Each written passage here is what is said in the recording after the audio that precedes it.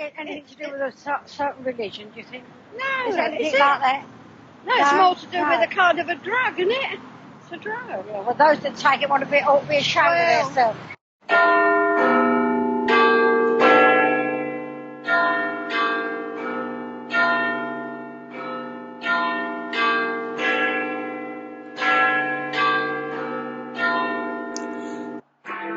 According to The Sun, there were thousands of empty ecstasy wrappers littering the floor of the 250-foot-long hangar. Drugs, sex, sensation. Some newspapers have called acid house music a sinister and evil cult which lures young people into drug taking. The message is certainly getting across. The organisers kept the location secret until the very last moment, which was the main reason, according to the papers, why there were so few police here and they were unable to act. Drug-crazed kids, some as young as 12, boogied for 8 hours yesterday at Britain's biggest ever ecstasy bash. The party took place here, infiltrated by reporters from the Mail and the Sun. There's meant to be a drugs-related craze. What do you know about acid house music? It must affect the brain in some way. Unless it's just the music that does it. All them lights flashing don't do you any good either, do it? I wouldn't even go in the pub where them lights are. Oh, no. They drive you mad, don't they? Welcome to the 88 podcast with yours truly, Wayne Anthony. And I have to say, there's only one time where I can say the word rave and it elicits any type of emotions whatsoever. And that time is when I say rave at the cave. And on today's program, we have two of the original promoters who created Rave at the Cave down in Elephant Castle in 1988. So I want to welcome Steve Whyte from the Acid House Experience and the world famous DJ EllisDee. What's going on, lads? Hey. What's going on, boys? Yeah, I'm good, and you? Good, excellent. So let's go back, right? So are we all roughly the same age here? I've got the 60s. Yeah, I think I'm probably the oldest out of us three, to be honest. Oh, go on, son. Go on, son. But not by much, though. You look good, mate. You look good. Well, I'm trying. I was using moisturiser for men before it became fashionable. Mate, that's what I tell everyone. The thing is, you know, when you got a bit of black in you from youth, from when we was bathing, from kids, the first thing they do is put a bit of moisturiser on, and it helps. Right, yeah. Later on, yeah. And that is a thing for men, because I still wear moisturiser every day. I don't give a monkey's, mate. You got it, mate. You got it. Exactly. But so the reason why I asked that is because I was just trying to determine the different stages in our lives, the different musical stages, like when the soul music was out and stuff like that, and electro, and do you remember Lyceum? Of course, yeah. Yeah, Lyceum. Everyone from East London, everyone from South London, everyone from North London. Yeah, exactly. Yeah. Steve Whyte and stuff, wasn't it? No, Greg Edwards, I think was. Yeah, Greg Edwards, but yeah, do you mind? Not Steve Whyte. Steve Walsh. Steve Walsh. Remember Steve Walsh? But Greg Edwards, he started it. But yeah. I remember Steve Walsh and Froggy. Wasn't it Froggy as well? I'm not sure if Froggy ever done the Lyceum, but okay. For me, I always remember Greg Edwards, and he's still going. Yeah. And the thing is, he did have his own night down there. I do remember that, but I maybe it was a different night, because I always remember Walshy. Yeah. Do you remember him? He was a big lad. Big guy, yeah. You what? Yeah. And that's what I try and say to people. Like before Acid House, everyone was split up in their own different tribes, wasn't they?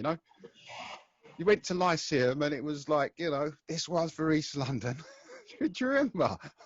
Well, I mean, a lot of my mates were always a little bit older than me, and I never actually got to go there when it was Global Village, which turned into heaven. And I always remember saying to them, we've got to get down to Global Village, and I never got there when it was Global Village. I only started playing there when it was heaven. Okay. That was another place that people used to go for the soul events. Oh, yeah? So we would have been playing there then. There might have been Colin Hunt still playing there. But yeah, that was one place I never went when it was Global Village. Gotcha. But do you remember Tony Blackburn's Soul Night Out? Oh. Yeah, mate. That was legendary. I tell people, you don't realise Tony Blackburn, his Soul Nights Out. They were completely banged out, wasn't they? Well, he was the man for quite a while, wasn't he? He was. People don't Still thinks realise. he is, but Yeah, I mean, those soul nights out, man, they were classic, mate. Right. And what about the whole sound system days? Did you ever do it? Was you any sound boys at any time? Any speaker boys? I've done a bit of that and started off with a bit of a soul sound. I'm sure Steve probably did too. Of course, mate. So first of all, I'm not as old as you pensioners. Yeah. Oh, yeah. I was one of those age ravers. So I used to go Lyceum, and what I will say about Lyceum and the fact that they used to call out your area was that it wasn't how it is today, where if you're from a certain area, you've got to disrespect somebody from the other side. It weren't like there was a little bit of a in a fun way. It's true. Seriously, is these idiots now running up and down who've got no respect for life? Yeah, no, that is a good point. That is a good point, because at the end of the day, we were only looking around for other girls. You know, we walk around the Strand, but we're only looking for other girls. We're not looking for any trouble. You know, and we never even had any trouble down there. There was no trouble, was there? Yeah. People were going out just to have a good night out, and there was no trouble. And the mad thing was, I remember, do you remember, I think, was it before that? Yeah, before that, we had that skinhead period. The skinhead and the rude boys and ska music and all of that stuff, you know. Yeah. And the Teddy Boys. Yeah, the Teddy Boys a little bit before that as well, even, wasn't they? I mean, they were here. I mean, when my dad talks about coming from Jamaica in the 50s, he always says, you know, all the problems they had was always with Teddy Boys. Yeah. Well, and you must remember, because you've been from Hackney as well, the pub that used to be on Crompton High Street, which used to be the Teddy Boy pub. And I always remember walking past there with my best mate, who was a black guy at the time, and he'd go, every time we got near it, he would go, let's cross over the road. And I'd go, why is that? He goes, because the Teddy Boys will see me and they'll want to beat me up. And that really was the only trouble there was in those days. But apart from that, everyone else got on and just enjoyed themselves, didn't they? Yeah, and I mean, that brought it to your light, because sometimes, you know, you might be saying, what are you talking about, mate? It's all right, it's fine. You know? Because I've experienced that too. I've, you know, in like the early 80s, you remember, if you walk past a pub at a certain time, you know, the lads would all be out, they'd all be drunk, and, you know, they'd say things to you. And it's happened to me, you know? Yeah, I can imagine that. But that's drink culture, isn't it, really? You know? Yeah, for sure, mate, for sure. And that didn't enter into our scene, really, did it? No, and that's why I always like to speak about what happened before, because there was such a big gap between those two, between acid house and between, you know, the early 80s. Yeah. And I mean, let's go back to that word rave, yeah? I mean, even the word rave, yeah? I mean, one of the reasons why I don't actually like that word rave, and I was talking about it on BBC 5 Live as well, because everyone always says rave, don't they? And, you know, and so the only time that elicits any type of emotions for me, you know, like my adrenaline starts pumping, my heart starts, the thuds of my heart, you know, and then is when I use Rave at the Cave. That's the only time. But apart from that, when I hear that word, it reminds me of my parents. It reminds me of my mum and dad, because, you know, my mum and dad used to say that word rave. We're going to a rave, you know. So for us, you know, we were like, no, we don't do what our parents do. This is something new, man. You know. So how did you, because Rave at the Cave was early on, before Genesis, it was before anyone. When I think about it, I think mid-88. Mid-88, yeah, was Dungeons doing it at that time? No, what actually happened was we started off Rave at the Cave, and it wasn't going for all that long. I years after, I thought we had it running for about 6 months, but that was probably due to some stuff that I might have been taking along the way. And it felt that way too. It felt like it went on for ages. Yeah. But in reality, I would only think it was. We had a block of time that we done. We done the first one, and it was a raving success. And what we thought we would do, we thought we'll try and outsmart the police. We thought we won't do one next week. because they might be expecting it. So we've done one the week after. And then after that one, we thought, right, maybe the police will think, right, we're doing it every other week. And so we've done one the very next week, and we kept alternating it like that to try and, you know, throw the police off. It worked for a little while until the doors smashed in. In reality, I think the block that we had probably running for 3-4 months, something like that. And then once the big raid happened, that's when we started looking for somewhere else. And we happened to come across the Dungeons, which was already running. So where was this then, when you was talking about this, the first lot? The first what, sorry? Sorry, the first series of Rave at the Caves then, where was that? No, that was at Elephant and Castle. Oh, okay, so you was looking at Dungeons after? After that, yeah, because you know, really after the raid, at the Rave at the Cave, it was more or less, it was over there really, although we did go back a few times and try and sneak in and put the electricity back on and all that. But let's go back to that, the beginning of that, yeah? Because, so I'm just trying to, yes, let's go back to the beginning though, right? So it's South London, so there's this venue, it's in South London, no one knows where it is. But before we get to that, did you guys go Spectrum and Land of Oz and all that stuff? Yeah. So you was all there? Not many times, to be quite honest. I was introduced by the whole scene. I used to work with some printers, and they said, listen, you've got to come down to Heaven one night, blah, blah, blah, told me about everything and all that. I mean, I'd probably like yourself, Wayne, was a soul boy, rare groove and all that before. And I'd hear this acid music on the radio, and I'd think, what is that shit? Honestly, that's what I seriously said, what is that, right? Anyway, I went out one night and done what people did, and all of a sudden it just went click. I thought, that's what it's all about. Fantastic. And from them going to Heaven and Land of Oz and the different nights that they had there, I just thought, listen, I want to do this. I've done some DJing before. I used to do people's parties in and around Hackney, and you know, if anyone wanted a DJ for their parties, some people would call me, and I'd go and do it. So I had the bug already, and we knew someone that had the garage down there. And we knew someone who worked in the garage, and we said to him, look, ask your boss, who was a woman, can we have a rave in her garage? He said, well, I don't know what these are. So we took her out one night, and I was off somewhere else in this club. As you do. And one of my mates came up and said, quick. And the woman's name was Karen. She said, someone's given us something. She's monging out in the corner. Anyway, she was underneath ultraviolet light, and you know what it's like. And she was a bit like that, and I thought, oh no. Anyway, we managed to get her home. I spoke to her on the Monday. I said, oh, I don't suppose there's any chance in this. She went, no, I really enjoyed myself. I was like, and that was it. We did this old garage out that's full of cars and lorries and bits and bobs. Put a sound system in there. I think we got about, for the size of the place, I think we've got about 600 people the first night. So it was great. Fantastic. So, Steve, how did you get involved? Falling asleep. Sorry, mate. I came through the sound system world. I was in the sound system when I was 15. Go on. Used to be an MC at Really? first.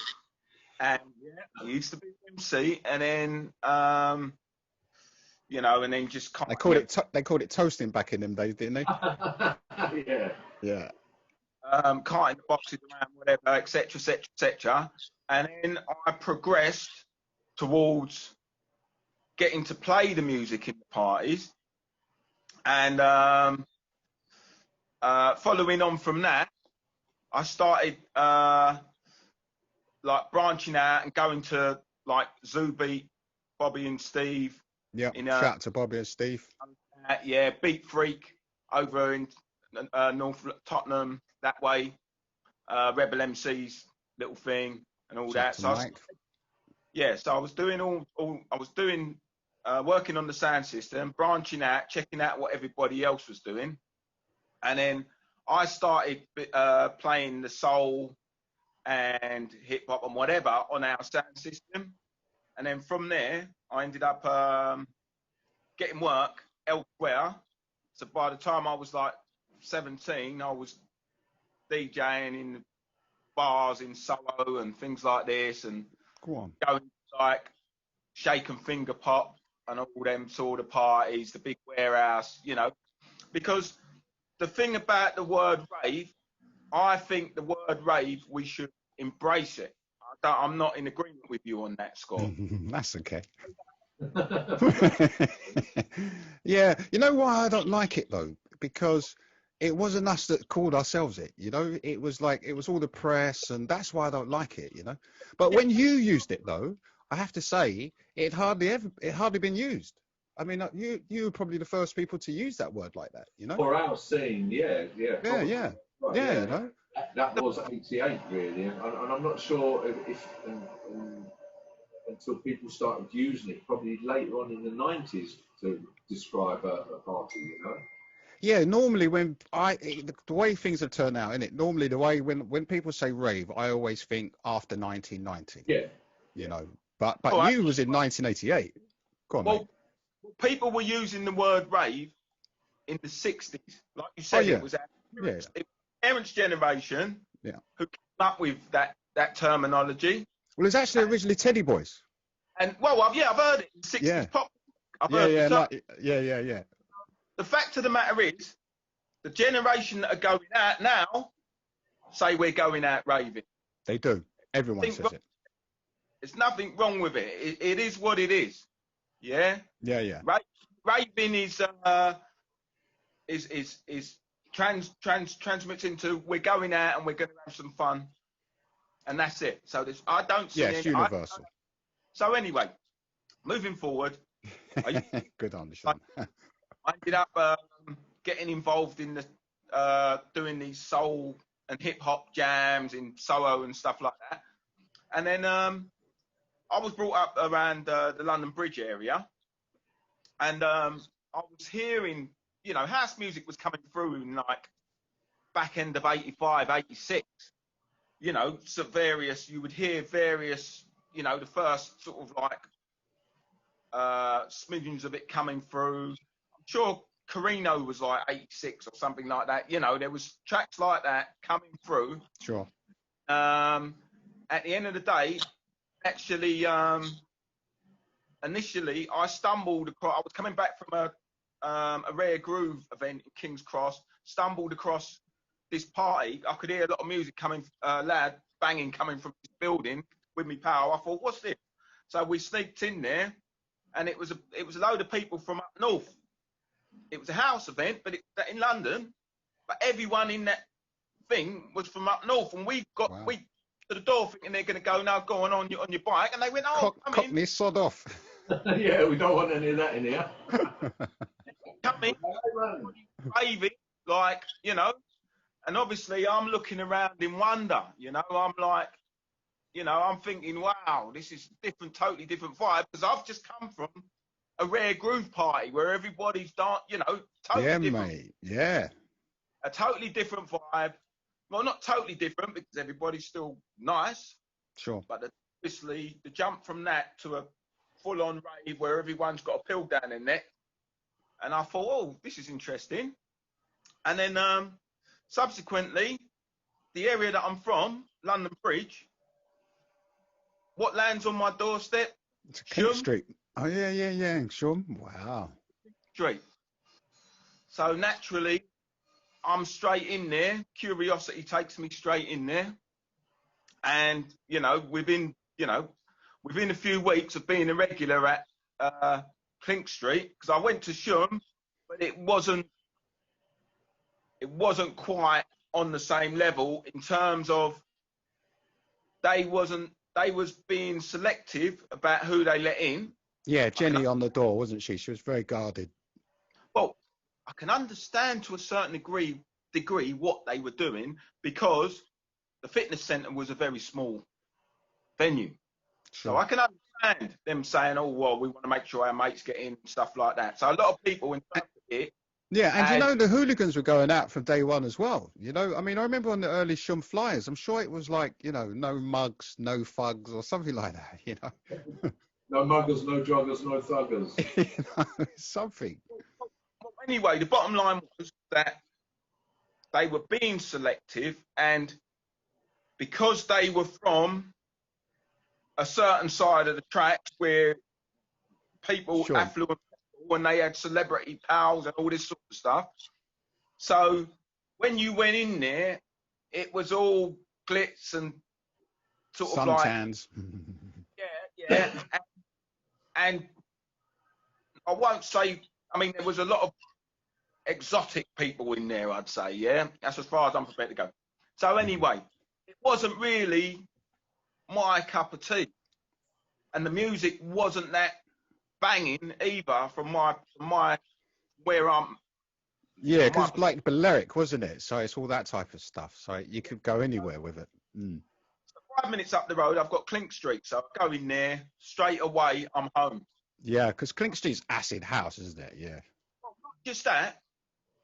I've got all people around me that are a lot, you know, like street people, not streetwise, just regular faces, no pretentiousness, no, you know, looking down your nose or anything like that. Nothing like that going on. Sure. Everyone was just on the same level, and it didn't matter where you're from, what colour, whatever. You was just embraced and brought into the family straight away. So within weeks, I was I got to know the guys in Shock. They were called the Boys in Shock. Go on. Beadle, Steffi, a few others, and they you probably heard of the Boys in Shock. Yeah, for so sure. Did it not probably turn into the boys' own fanzine thing? Is that's what we're talking about, aren't we? That's the first lot. Yeah. Yeah, that's the lot that went to Shum. Yes. Yeah, the Clink Street Boys, they were more hard-edged, gritty, working-class lads, you know? The Boys in Shock were the first guys to bring house music to the Notting Hill Carnival. They had their sound there. And E-Mix, remember E-Mix? Yeah. So I got quite pally with them guys, and, you know, I sort of like to hang out with them. And one day, I heard there was a party up the road, and I thought, okay, I'll go and check it out. And went in there, Rave at the Cave. Go on. So this is the Elephant Castle. Yeah, it was only at Elephant Castle, wasn't it? Yeah. I'm from the manor. Yeah. So I walk in there, I recognise everybody in there straight away. You know? Yeah, mate. Thought, you know, I love the vibe and everything, and I thought, you know what? I need to start DJing at these parties. You know, I've got. Sure. You know, by then I'd already started buying music because of my, you know, going to the Clink Street, and I hearing certain tracks. I started. Sure, mate. My record collection slowly shifting, you know, transforming from like hip hop and R&B and whatever to house, you know. But the ironic thing is, at those early parties, you heard a mixture. So you'd hear hip hop, you'd hear soul, yeah, for and sure. you'd hear, because house was still sort of like everybody else was making the same transition that I was. Yeah, at the same time, for sure. Yeah, you know, there was a transition in place, but people still like the old stuff. Yeah. And the DJ recognised that, so they would slip in that kind of music. So anyway, off I went to Rave at the Cave. I think. And how long had Rave at the Cave been going on when you came in? When you before that fateful night? About a week. But okay. Yeah, but I wasn't one of. I think you're wrong. I think you actually came in on the first night, Steve. Right. Yeah. Okay. But that's what I'm saying. The week. That's what I mean. The week. It was the first. Yeah. But yeah, you're right there. But anyway, I went up to EllisDee and said, you know, hello, all right, mate. I'm a DJ. Any chance of getting a spot? And I can't remember what his answer was. I'm not sure if it was 2 fingers or 3. But, do you remember, Roy? I do actually remember. I know he won't remember, but you know, it was the first night we done, and it came up pretty early. We'd started at 11, something like that, and you know, I remember him coming up and asking to play a set and all that, and I was like, no, mate, I'm the DJ here. Do you know what I mean? Anyway, he went off. I was playing all night. And it's my party. Yeah. I was playing all night from 11 until 7 the next morning, and I was shattered. Battered. And I thought, I wish I'd said to that fella he could have played. Do you know what I mean? Yeah, mate. And the next week, he came back, right? Result. And said to him, mate, have you got your records? He went, yeah. I said, you're on tonight. Excellent. Excellent. History. Yeah. And so, go on then, son. So go on, Steve. Sorry, mate. We digressed. Obviously, you know, because I knew the majority of the crowd, it meant a lot more to me than playing anywhere else that I ever played.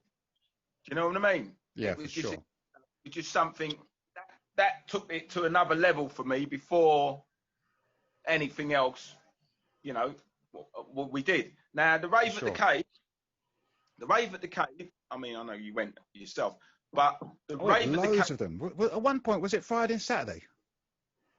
Yeah, I'm sure it went on a Friday and a Saturday at some point. I'm sure it. Yeah. We probably did a few, just like I say, to kind of keep the police guessing. Do you know what I mean? Because they would have thought, right, they've done it on a Friday. There's no way they're going to do it on a Saturday again. And so we've done that, and then next week we might not put one on at all. And we just tried to space it all out differently so that the police didn't block on. Gotcha. It's a long time ago, one. So memories and recollections are sketchy. Of course. Trying to work out how long it went on for, or what happened when, and all that. It's difficult because it seemed forever, mate. We were probably on the same planet as everybody else, if you get what I mean. Of course, mate. We were all just experiencing this new thing at the same time. Right. The Rave at the Cave was unique because... It was unique, mate. 100%, mate. Because not just the fact it had a lorry in the middle of it, but the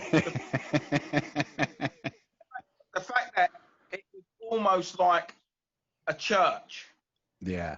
People going there, and how we ran it was, Roy and I would be on the microphone, and we would create chants.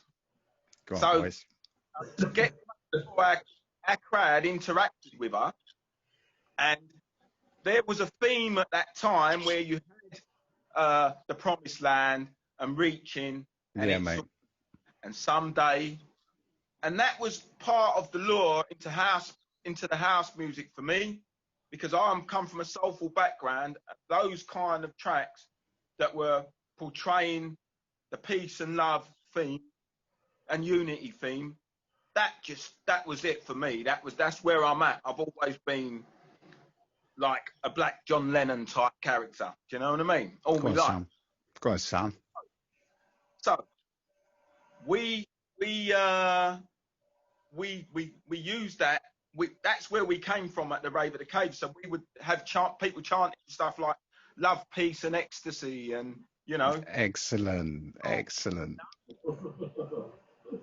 Rave at the Cave. I mean, I don't know how I suppose because I mean, I'm from Hackney like Roy is. I mean, did you used to go in the Jubilee pub, Roy?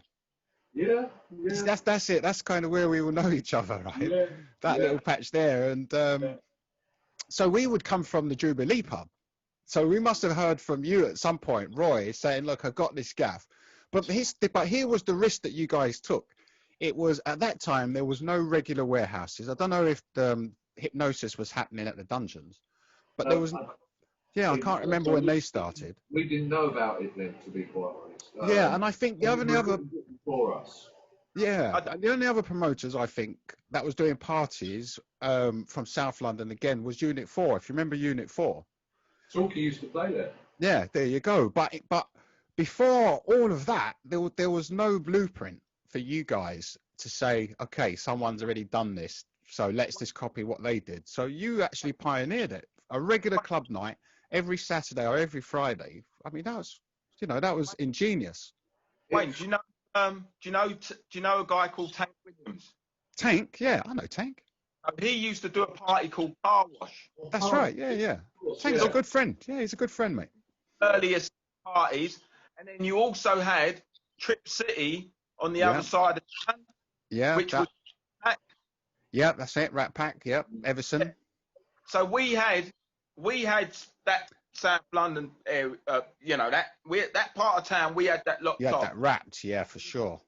There was other people who had North locked off. Yeah, no, you're right. I forgot about Everson, the Rat Pack thing. Yeah, no, they had a regular night. But I don't know. I mean, I feel like the Rave at the Cave, for me, because I never ever went to Everson Allen's thing, so I can't really say. But when you went to the Rave at the Cave, it wasn't like a small place, was it? I mean, sometimes, things appear much bigger in your memory than what they were. Yeah. But it seemed like a big spot. It seemed like you could hold 1,000 people, 2,000 people in there. And it felt like you had that amount in there. It was a church light, because you remember it had high ceilings. You had that truck in the middle there. I don't even remember you guys doing the MCing. I don't even remember that bit, It was like sardines in there, Yeah, it was exciting. Like, back in the day on the terraces. Yeah. Well, from our perspective, where we were looking down at the crowd, that's what it reminded me of, like people swaying around. I don't know how we got away with packing so many people in, and I think we were lucky that there wasn't any major. Yeah, well, there wasn't, so we don't even have to thank the stars for that. You know what I mean? It's like there wasn't. That's it. And we lost. I think we might have lost Roy. But should we see if we wait for him for a sec, or? Well, we can still. Yeah. Still. Yeah, and that's the thing. I remember when we used to come down from Hackney, so we used to come down from the pub, and all the lads in the pub, they were quite serious dudes. They're all blaggers and the heisters and all these types of things, and so we would leave from there. None of them in the beginning, would want to come with us, and we would leave from there, and they were like looking at us like we were on heroin or something like that. They were like, "What are you doing, you guys? That's like a crack world or something. I don't know what you guys are doing, And then, so what we would do, especially Keith, who I used to do Genesis with, we would drive down, and they would all have a change of clothes in their cars, and they would pull up outside Rave at the Cave, take off their jeans and stuff, and then put on their tracksuit bottoms, the bright colours, and run in and just go mad all night, mate. It was. What I'd like to say to you, Wayne, is thank you very much for actually bringing the Cave to light, because it was one of those underground parties. Yeah, mate. You were there, you didn't acknowledge. You might miss it, yeah, for sure. A lot of books and a lot of documentaries and things like that, and you get a lot of things that are telling you the history of the rave scene. And this particular party, Unit 4, the Car Wash, the original foundation events are getting left out because I agree. Certain elite group of people that kind of claimed that this is it, this is what it was, and all they do is particular events, which fair enough. Everyone's had their own acid house experience, for sure. So I can't blame them for telling their story of their acid house experience. For sure. But from an underground perspective, and you remember a lot of the time, Steve, the media kind of bill it like that too. Like I bet, like the boys, like Danny and Oki and all that lot, I bet they didn't call themselves the Ibiza 5. Do you know what I mean? I mean, yeah, I'm not saying they're not wearing a t-shirt, but I don't know if they call themselves it. I think they kind of got put on that pedestal. Oh, that's cool. Yeah. That's the reality. That's the what this story of them going to Ibiza and coming back with the music and all that. That's the truth. But there's also, if you speak to the guys from up north, 100%. there's always this little bit of a tension in terms when these guys say, no, we brought it over, and then you've got the guys up north saying, no, we were the first people to actually start really getting involved. For sure. And it's a contentious issue, and I don't really want to get involved in it. I'm just glad that we ended up being part of that generation of original house heads. And that's it. There shouldn't be no arguments about who's No, for sure. Because the reality is, up the north and that, Mike and Graham and that, they were the first ones to bring over that boys from Chicago. I mean, that's facts. You know, like in 1987, they brought all those boys out and they did a tour. But it's funny because when you listen to them talk about it, they say, yeah, they brought us there one year. I think they brought us there 87. He said, you know, there was people there in shirts and ties and stuff like that. He said, and then they brought us back in 1988, and he said it was a totally different thing. He said there's smiley faces everywhere. He said it was totally different. He said it was as if someone had just dropped a paint bomb on the place, and these mad folks came out the other end, you know? I'm just trying to see if, I can remember initially when house was sort of came into play, because it was associated with the gay scene in America, a lot of J's and whatever weren't having it. Sure, you know, that's true. It's true. Like, no, this music's kind of airy-fairy. It's not, you know, it's not for like heterosexuals or whatever. You know, there was a stigma behind it initially. It's true. I mean, Noel Watson, and I think it's Noel Watson and his brother, they talk about when they were first playing house music, like in the really early days, that people would throw bottles and stuff like that at them. Yeah.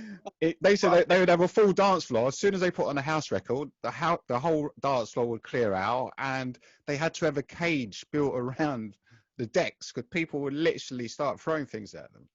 Well, there are a lot of DJs around now, that I know for a fact were totally anti-house music. Yeah. And a lot of the lads in Hackney too, you know, like they would see us, I mean, especially the black lads, you know, like even the Rasta lads and people like that, they'd see us and they'd be like, oh, you guys, you know, you're on them hard drugs and stuff like that, you know. But then within 6 months, every single person that said that we were on hard drugs and we shouldn't be doing that, Roy's come back. Roy actually knows some of these people I'm talking about as well. Well, you know, we were to a certain degree like a sect. Yeah, you know, for sure. We had our own thing going on, and if you were looking in from the outside, you would look at us and think, oh, these guys are a bunch of weirdos. They've gone off the tracks. Sure, mate. Sure. You're looking at the rest of the world thinking, if only you knew Roy's what back. Was, you know. Totally. Here, you know. Yeah, mate. And you know, it was our summer of love. Yeah, I was just saying to Steve Roy that a lot of those Hackney lads and black and white, you know, a lot of them remember the Rasta geezers from the square and stuff like that. And the lead. Yeah, right. So you had all those boys, and they would see us the day after or something like that down the pub or near the Jubilee or whatever, and they'd be like, you know, you boys are on hard drugs and stuff. And then within 6 months, you're walking through an aircraft now with 20,000 people, and who's got their hands raised in the air looking up at the sky? The Rasta geezers, you know. And then the other thing was the people in the Jubilee, like, I won't drop any names, but all those lads in the Jubilee, you know, they're like armed robbers, hoisters, all, you know. I know the names. They're all earners, you know. So when we went back in the Jubilee, right, after our first night at Future, they were all like, what, mate, if someone cuddles me, I'm going to knock them out and all this stuff, you know, being really homophobic. Yeah. And then within 6 months, you know, you see them at Genesis, walking through the crowd, the same fellas, about 4 of them, all wearing a matching outfit. Yeah. Right? And I remember it was a polka dot shirt, right? A French beret, yeah, right. And a fucking pair of sunglasses, you know? Really? And they were marching just through the crowd with whistles. Yeah. It was transformative. Well, it's funny you should mention the whole homophobia thing. I was out just at a friend's house with the girlfriend last night, and we started talking about the scene and everything like that. And you know, growing up in Hackney in the 70s and 80s, most guys, if I'm going to admit, and myself included, were probably a bit homophobic. You know what it was like. Yeah. That's how we were brought up. It wasn't like us. That's right. From Because really young, it was kind of drilled into us, wasn't it? It's like girls, girlfriend. Yeah, the older generation wasn't having any of it, was it? All your uncles would be like, yeah, girlfriend, when you getting a girlfriend? When you get a girlfriend? Yeah, you know, so it was, you said, it was kind of bred into you. And, you know, I remember going to Heaven for the first night, and I was in the urinals doing what you do, and the guy came up and he touched my arse, right? And I said, oh, mate, I said, you know, I've got nothing against you. I said, but I'm not like that. And that, because that was the first night that I'd ever kind of experienced gay people en masse. And that night just changed my thinking. I just went 360 degrees and bang, you know. And I'm sure that happened for a lot of people. Me too, that happened to me. Because you remember, at Heaven at that point, I mean, their Monday nights, that was their famous gay night as well, wasn't it, if you remember? Yeah. And, you know, I remember upstairs, you know, there was like transvestites dancing on the bars and you remember on the tables, and we were just all ignoring it.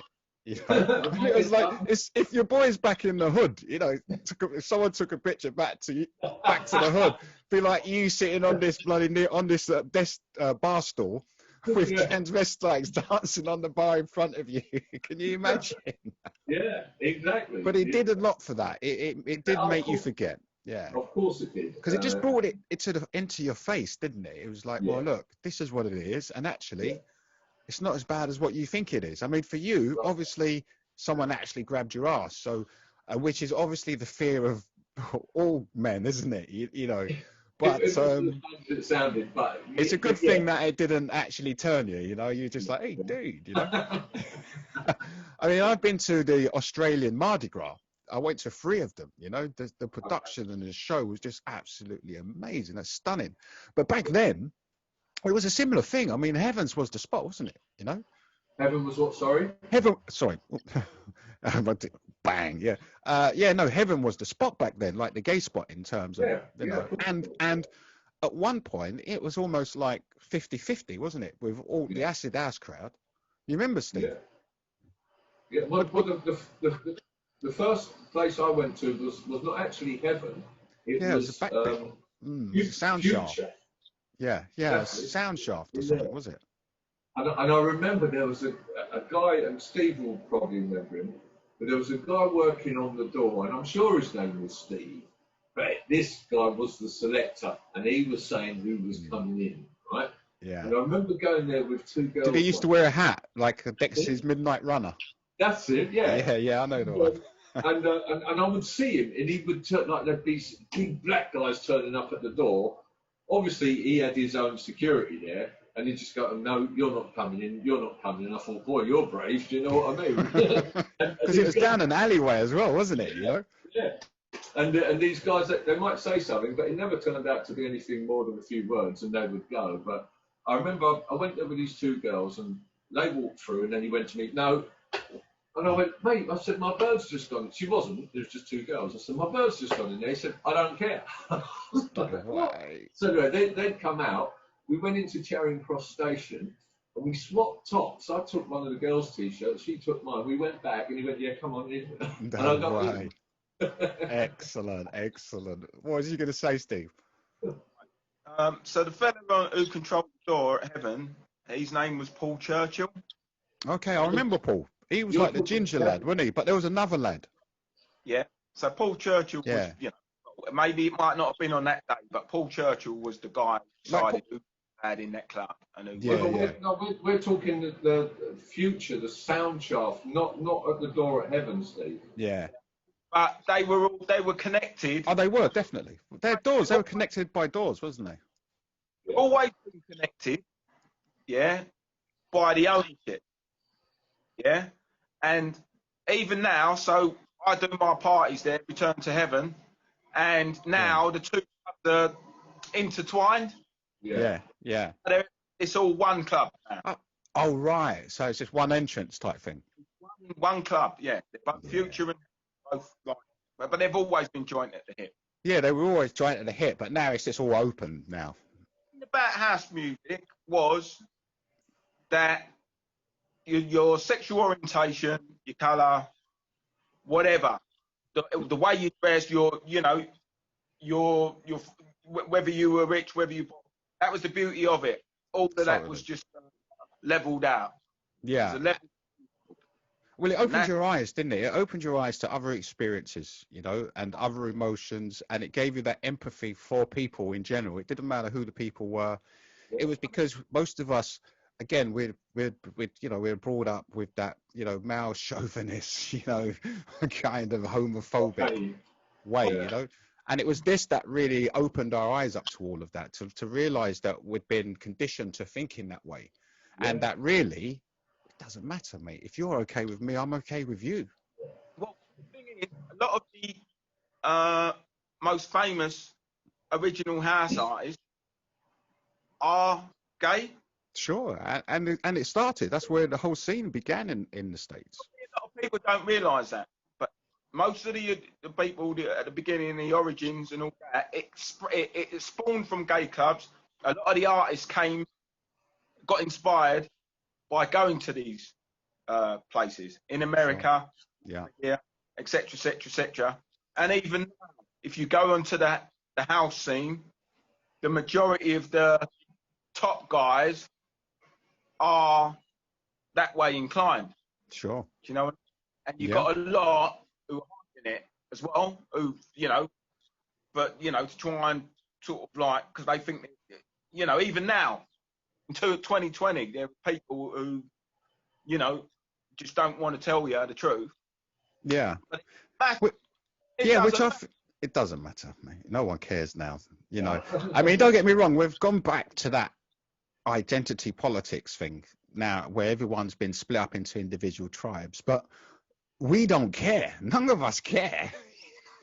You know, but it's almost like, see, we were just talking about Chicago, and we were just talking about the clubs over there, and because, you know, I spoke with Tyree Cooper, you know, and he was saying that when they were playing the clubs in Chicago, when their tracks was out in England, they didn't even know.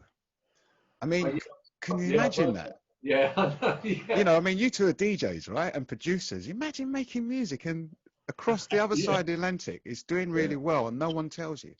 Yeah. I mean, it was a rough period, you know. The music business, it's been harsh. I mean, for me, I think the music business is really harsh. I think if you were going to music industry, if you're not a great white shark, you know, and I don't mean that in terms of, you know, I just mean if you're not a great white shark, then you're not going to get through, you know.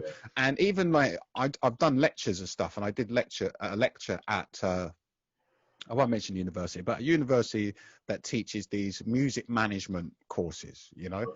And so all of the people I was talking to were really sweet, you know. They were so nice. They were contacting me after, and I just had to say to loads of them.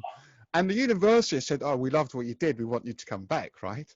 But when all their students were contacting me and they were like interviewing me as part of their coursework, and I was just being honest and direct about the music business and letting them know, if you are not a great white shark, if you are not willing to exploit other people, you are going to get exploited. Yeah. And today it's slightly changed because of people got a bit more independence because of the internet and all that stuff. But what I was really wanting to talk about was the way that house music, the effect it had on the clubs and the warehouses over in Chicago was really different to how it affected the UK, wasn't it? Yeah, I think so. I saw a little interview with one of the big guys. I can't remember, but there was a few of them on there, and he was saying, you know, when they first got kind of booked to come and play in the UK, they came over, and this is pre-ecstasy days kind of thing. But they came over and they said no one was dancing, and then we came back a year later, and everyone was going mental, and he goes, we couldn't really suss out what was going on. We was glad that was happening, but and he goes, sweating and you know, pulling faces and everything. He goes, but the year before that, no one was dancing, and he said, true.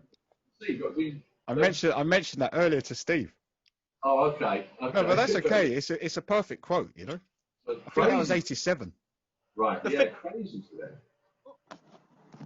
The thing is, as far as from my perspective, the music is a drug. Yeah. Yeah. When somebody wants to take something to enhance their experience on top of that, that's their prerogative. But from my perspective, the music was always a drug. That's how I got lured into it. Sure. You know, I was addicted to house music straight away. And when they came over the first time, people probably didn't understand, or they weren't ready to transform from what they were used to listening to house. By the time they came back, people were more used to hearing house music, you know, on the commercial media or whatever, and then that made the difference, you know. A lot of mistake of using drugs as the reason why our scene is so good. And the fact of the matter is, drugs were around way before house music. Yeah. Even in the 60s, people were taking drugs. All the best bands and all that were renowned for it. That's true. Yeah. So well, that's one of the things, isn't it, Steve? It's like acid house, we get singled out as probably being the only counterculture where drugs happen. So that means nothing that came from it counts. But then they just forget what was going on in the 60s. They forget that every single rock band, you know, every single one of them were taking drugs.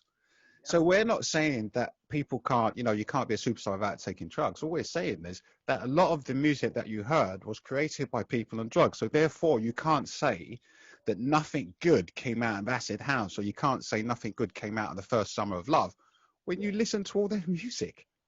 Yeah. Well, at the end of the day, the first Summer of Love was in 68, I believe. Yeah. You know, ours was the second Summer of 68 or 63, one of those. Yeah. It's definitely 68. Was it 68? Yeah, cool. San Francisco. 69, around that sort of time. Yeah. And, you know, anything that brings people together in that way can only be a good thing. Sure. You know? And, you know, back in the day, there was a lot of bad publicity. Leah Betts, rest in peace. Sure. That was something that the media picked up and used it as a weapon against us. Yeah. That the whole thing was bad. Government wanted to ban the music. Yeah, totally true. And the music. Top of the Pops didn't want to play house music. Yeah, they didn't want anything including the word acid. Even if you're number one. Yeah. It was taken to an absolutely ridiculous extreme, and to the point in time where you were, I don't know, you were like a pariah. If you had to, a lot of people thought, nah, I'm not having no more of this. The publicity, or people who hadn't experienced it thought, no, I'm not going anywhere near that. Sure. Because the media's went to war. Yeah, they sensationalized it, and they made it seem so horrible and scary, didn't they? Our raid was in the sun. I was going to say, yeah. Tell us about the time. So we can't necessarily remember how long it was going on. So you're going on. You're being really successful. You're getting banged out nights. You got as many people outside as what you got inside, because you got that reputation now. Everyone knows who you guys are. So tell us about that. Go on. It was also on World in Action. Yeah, so basically, so the Rave of the Cave, you're on, it's party night, it's all going off, and then suddenly... We're infamous. You know, we're one of the most infamous parties that went down. For sure, mate. Time. And before I go into all of that, I'd just like to say that, so because it was on every week, a lot of the other parties were getting stopped, and then everybody come down hoping to get into the cave because they knew it was guaranteed to be on. Totally. And what it is 600 people out inside and another 400 outside. Because it was all the way it was set up, the music was just as loud outside. So there was a fight going on inside, and I just don't know how we got away with it. But anyway, after on, speak to Roy. He'll tell you about the raid. You know, he's Yeah. Right, so Roy, mate, you're having a wicked time. Did you have any pre-warning? No. We I mean, the police used to come along every now and then, and all they would say to us, because as far as we was concerned, the police didn't know whether they could stop it, whether they couldn't, and they'd turn up and they'd go, listen, chaps, just make sure there's enough room outside in case the fire engines want to get down. It was like, yeah, no worries, that's fine. I was like, wow, okay.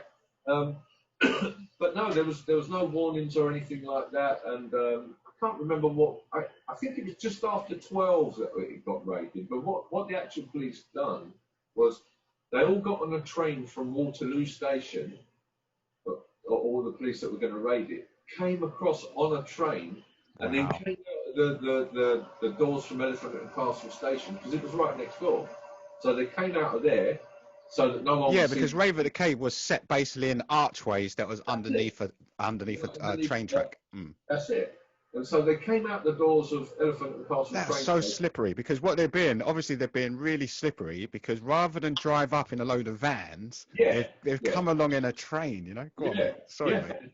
And you know, it was all filmed, and we did have the video of the complete raid. But we've all managed to lose it, and there is just a little bit of a clip on one of the Acid House documentaries. Okay. And if anyone's got that video, it's out in the public domain. Please get in touch with us. We'd really love it. But so on the night, you know, I was playing, and the first thing I remember hearing is nobody move. This is a police raid, and then they came in with the lights and the cameras and everything. And that was it, you know. So you heard that over the music, or they shut off the music? I think someone might have come up and said to me, Roy, we're being raided, and I think I actually got on the microphone and said, look, no, don't panic, blah, blah, blah, da, da, da. But I do remember a policeman coming in saying, nobody move, it's a police raid, and because that's how they used to talk.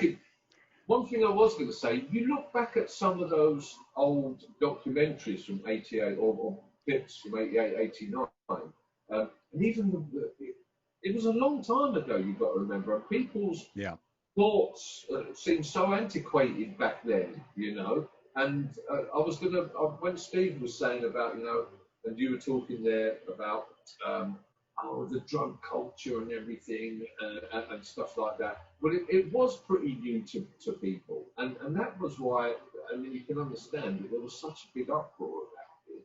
You know, although, yes, people have been taking blues tablets, I believe they used to call them back in the 60s and stuff like that.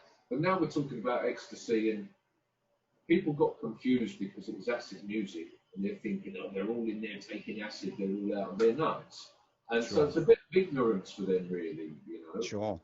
Well, they can't be blamed. I mean, you remember like that, the Sun newspaper front page, it was like spaced out 20,000 kids on acid.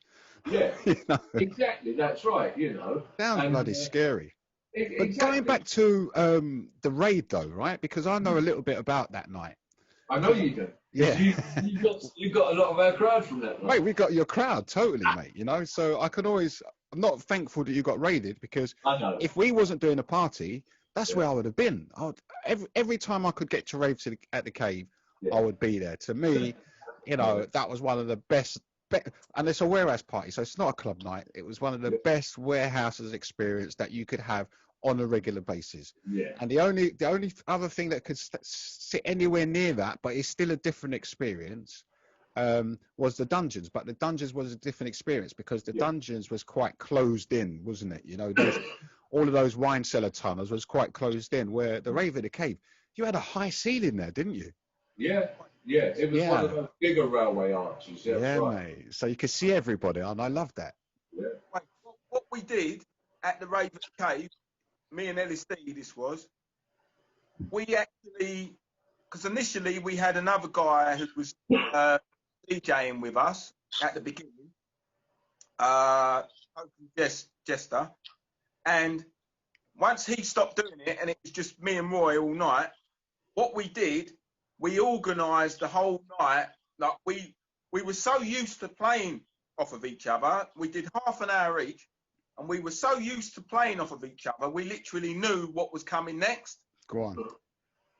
We organised it in a way where we take you on a musical journey. So Nice. at the beginning, you'd be getting like Man Parish, Hip Hop Bebop, and E.T., the boot, stuff like I that. love that song, man. I love that song, man. E.T., man. Play stuff like that at the beginning. Like just warm people in. Yeah, man. Going down the Yellow Magic. Yeah, Why? Yellow Magic. Yeah, yeah. Space Invaders, was it? Yeah. Yeah. You're talking about a record that was made in the early 80s or the end of the 70s or something like that. But if that isn't you know, part of the beginning of the house genre, Sure. I don't know what it is, because that Yellow Magic, one of the biggest tunes at the Rave at the Cave. When we played that, Was that the Space Invaders one, Yellow Magic? Yeah. Yeah. Do, do, do, do, do, do, do, do, do. Big track, man. Big track. The place went off, but because we knew, you know, we kind of like choreographed the whole night. So Yeah, we'd mate. start off with that sort of stuff, like I That's said, like interesting. Man Parish and all that. So basically, we kind of like, I knew, well, I can speak for myself, I knew what sort of frequencies took me to where I wanted to be. Or when you know, if you had something in you, yeah, I knew what sort of frequencies took me to the next level. Sure. And I wasn't messing about. I wanted to make sure everyone in that building was taken to the next level. So, Good, son.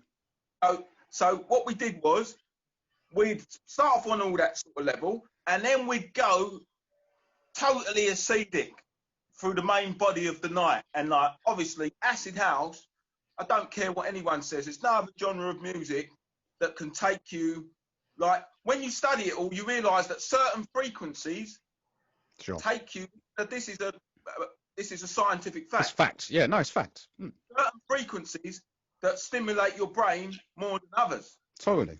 Acid house has got all those elements in it. Yeah, so for sure.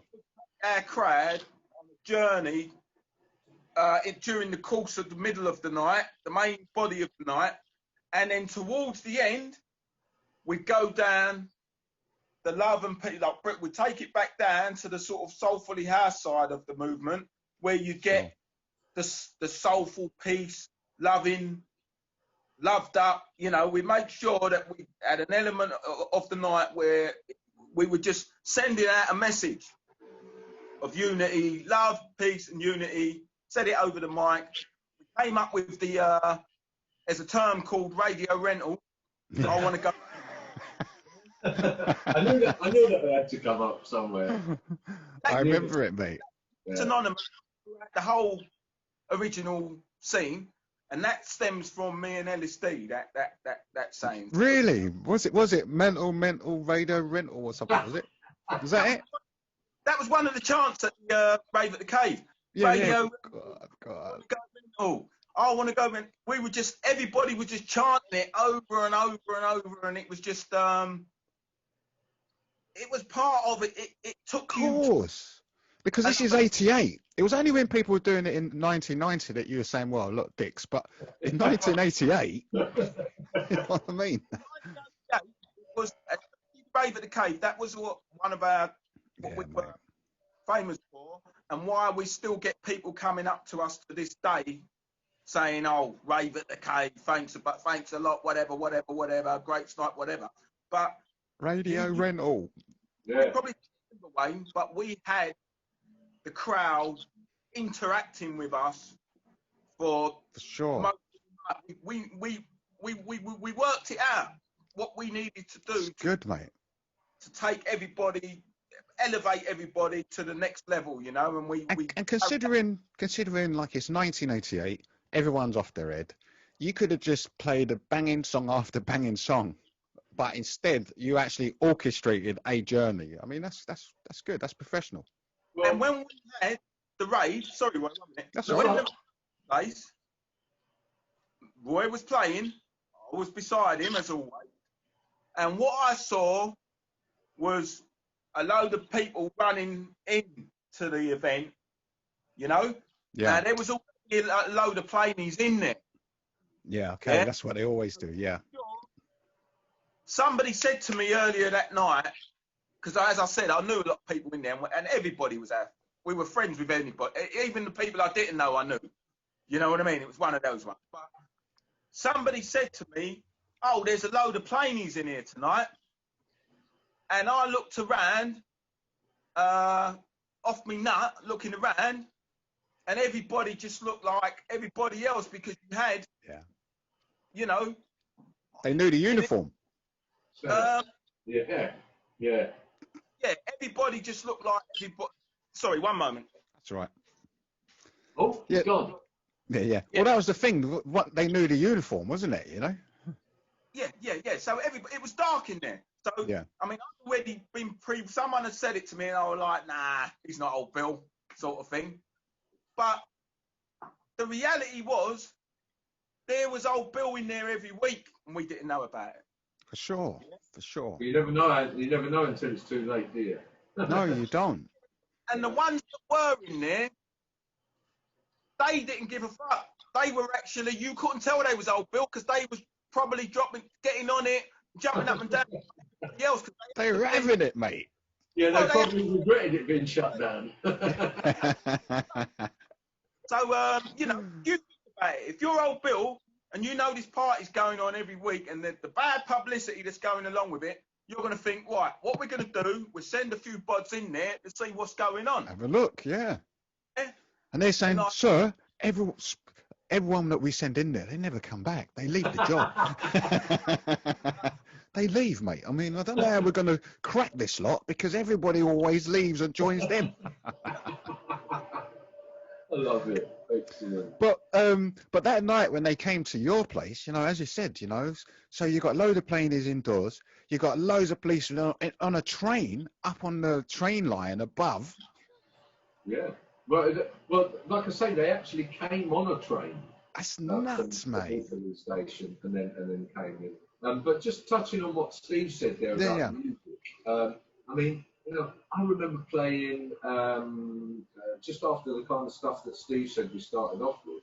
You know, I would play Donna Summer, I Feel Love. Yeah. You know what I mean? And that used to go down the storm. And you know, as we was tailing off to the end of the night, I would play stuff like Dexter Wansel, Life on Mars. Nice. It was great because you could just mix and match stuff up and it was just great, you know. And later on in the years in the parties, you would get pigeonholed with what you could play, and it was like everything was the same. And I always missed that about being able to play stuff from different genres that just happened to work in that time, you know. Yeah, and sure. It did work. And to be appreciated like that too, you know. Yeah, it was great. Right. What you don't remember is when we was raided, because I remember it was yesterday. Yeah. When the cave was raided, me and you, I mean, there was a few people up in the DJ box. There was a DJ box up in the air. Everybody, not everybody, but a lot of people got confused thinking we was on TV. Because it last... Yeah, because they came in with the camera teams, didn't they? No. What I'm saying is the crowd, from the crowd's point of view, looking up at me and Roy in the box had a glass, like it was glass. Yeah, I get you. So a lot of glass people panel. said, it looked like you lot were on TV. We never realised that. But that's mad. Yeah, but that's what they said. So going away from that, I can't remember what I was. No, we're just talking about when it actually got raided, you know. So you guys were upstairs on the decks. And it did actually take a while for the police to come upstairs. There was more concern with the people on the dance floor. Well, I guess they wanted to grab all the dealers, if there was any dealers. I'm not saying there was, but, you know, I guess they was... I think they was up for grabbing anyone, to be quite honest. But anyone was a target in that time. But by the time they'd even got halfway through the actual dance floor, I think everything was on the floor because we, like I say, we had the video and the camera panned down to the floor. And it's like, wow, everyone obviously What a waste. chucked it all on the floor, yeah, you know. Yeah, mate. So yeah, that was that. To say, right, that after the raid, yeah, the rave at the cave continued. We didn't stop. I know you keep saying we stopped there. We didn't. I know we had a few. Yeah. But they weren't as successful as the ones we had before. Well, I don't know about that, but I remember the raid happening, all the equipment getting stolen, including our records. Yeah. Got confiscated or stolen? Our records got stolen. When we got arrested, they said to us, I said to the police, can I take my records? And they said no. And they said it to Roy as well. And not only that, the area where we were DJing, there was a few people hovering around who happened to chuck all their stuff on the floor where we were. Me and Roy were DJing. Yeah. These came up. There was about 4 or 5 of them. And like, I've seen an officer pick up gear, bits of gear, bags, whatever, and put them in their pockets. Sure.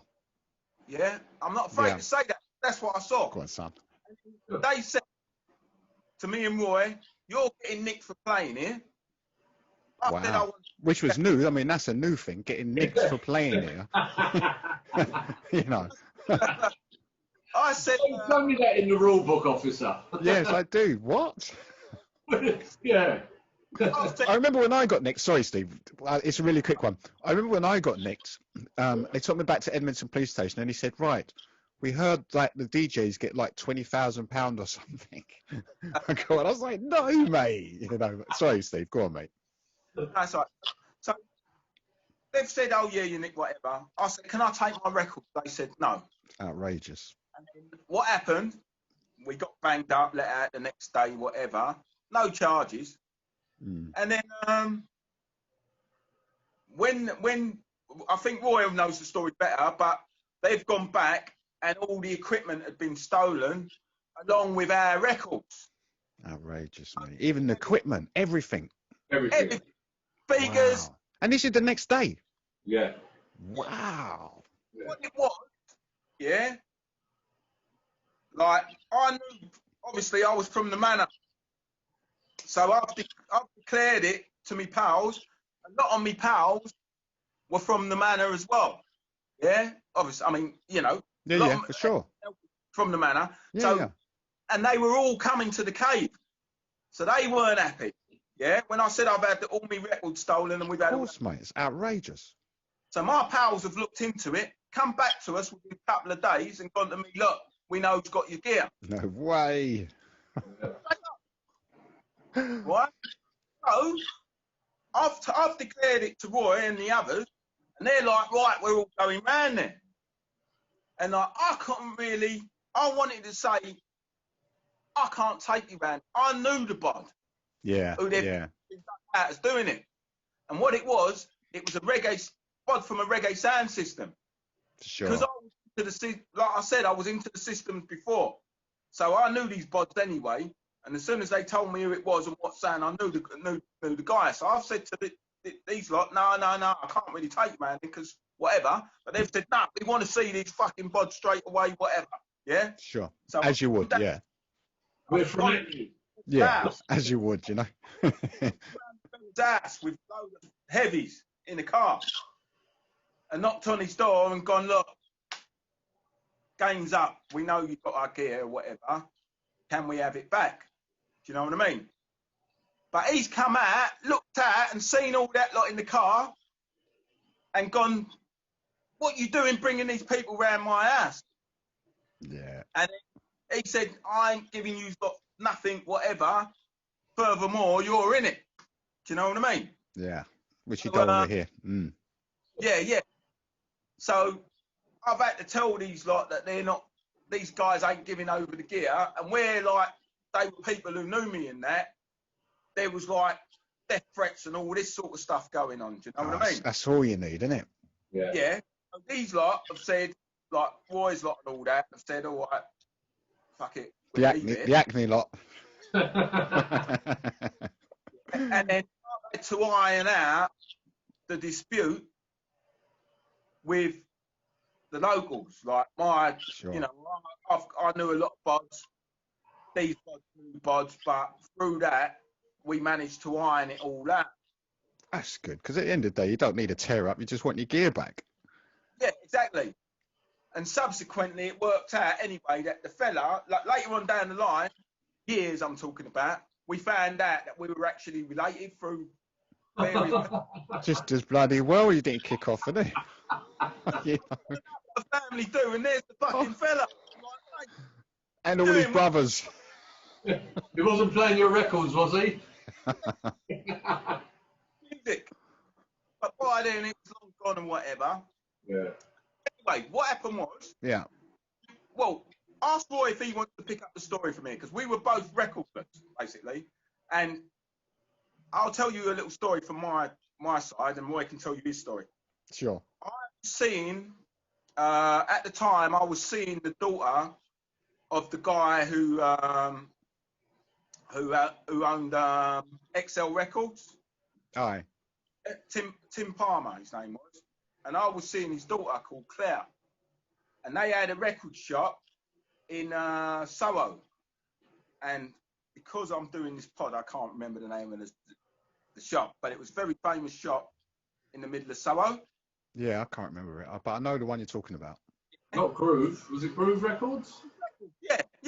That was her family shop. Okay. So she went to me, right, come on. Took me down to Groove Records. You're coming home with me, sorry. Well, she took me down to Groove Records, gone behind the counter and gone, right, what do you want? No way, mate. Straight up. And like, you know, I was like, you can imagine, at that point, I was at my lowest ebb. Aye. Literally, I was doing DJing. Luckily, I had another job, but... Yeah, but still, yeah. Because what it was, because it was only the two of us that played there, I took my whole collection there. Sure, you know what I mean? Yeah. It's your DJ booth, basically. To the rafters of all my house music, all of it. Wow, mate.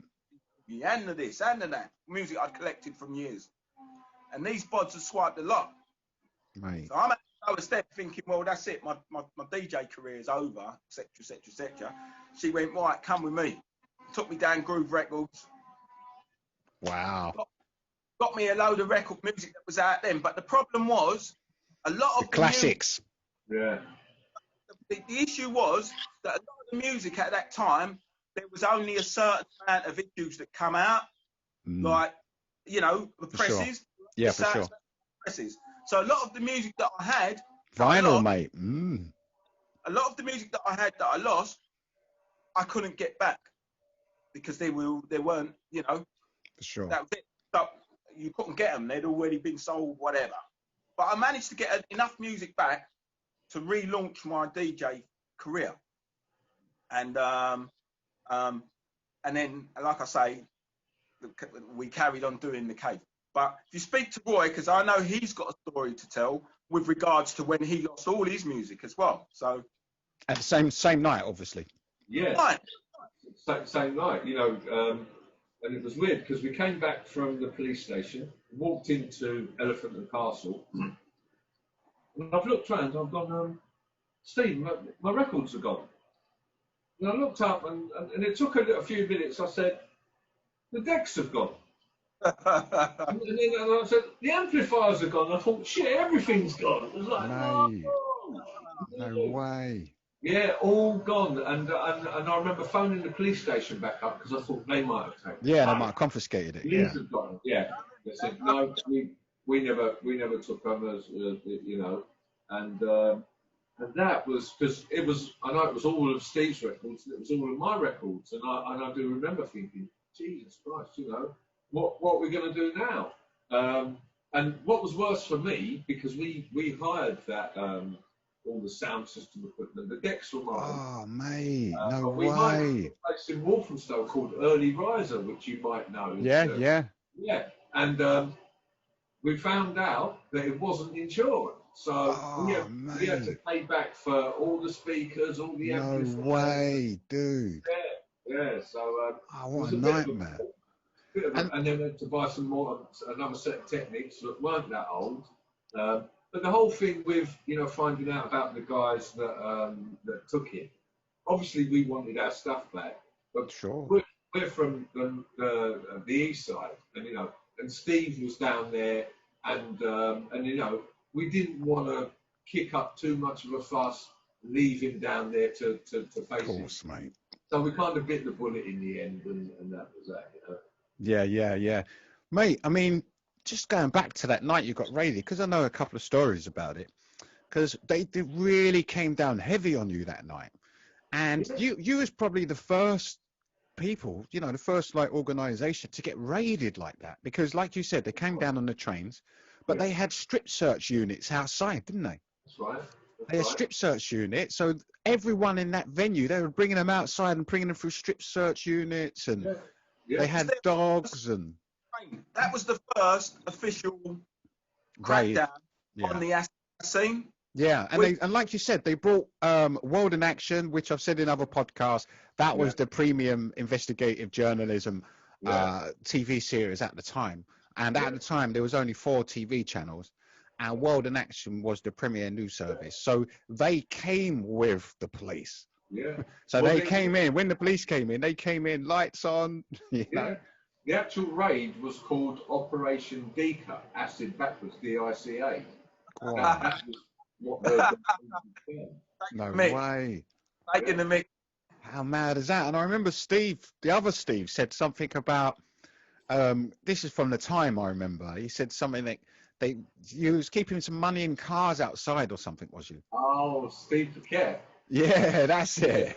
Well, what happened with him, you know what it's like, you don't want to keep too much money of course not. Time. So every time we amassed about £1,000 or 1,500, we'd give it to Steve. He would go and put it in the glove box of his car. But anyway, the police have been spotting this going on, right? Right. When they raid us, they think that Steve's a drug dealer.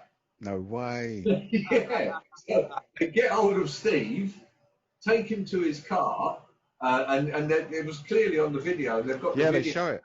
Yeah, and they open his glove box, and there's just a load of money in there. So now they're still thinking, he's a big drug dealer. And I remember they were fluffing it up and stuff, weren't they? Like making it look like a lot more than what it was. Oh, they always do that, don't they? They always do, So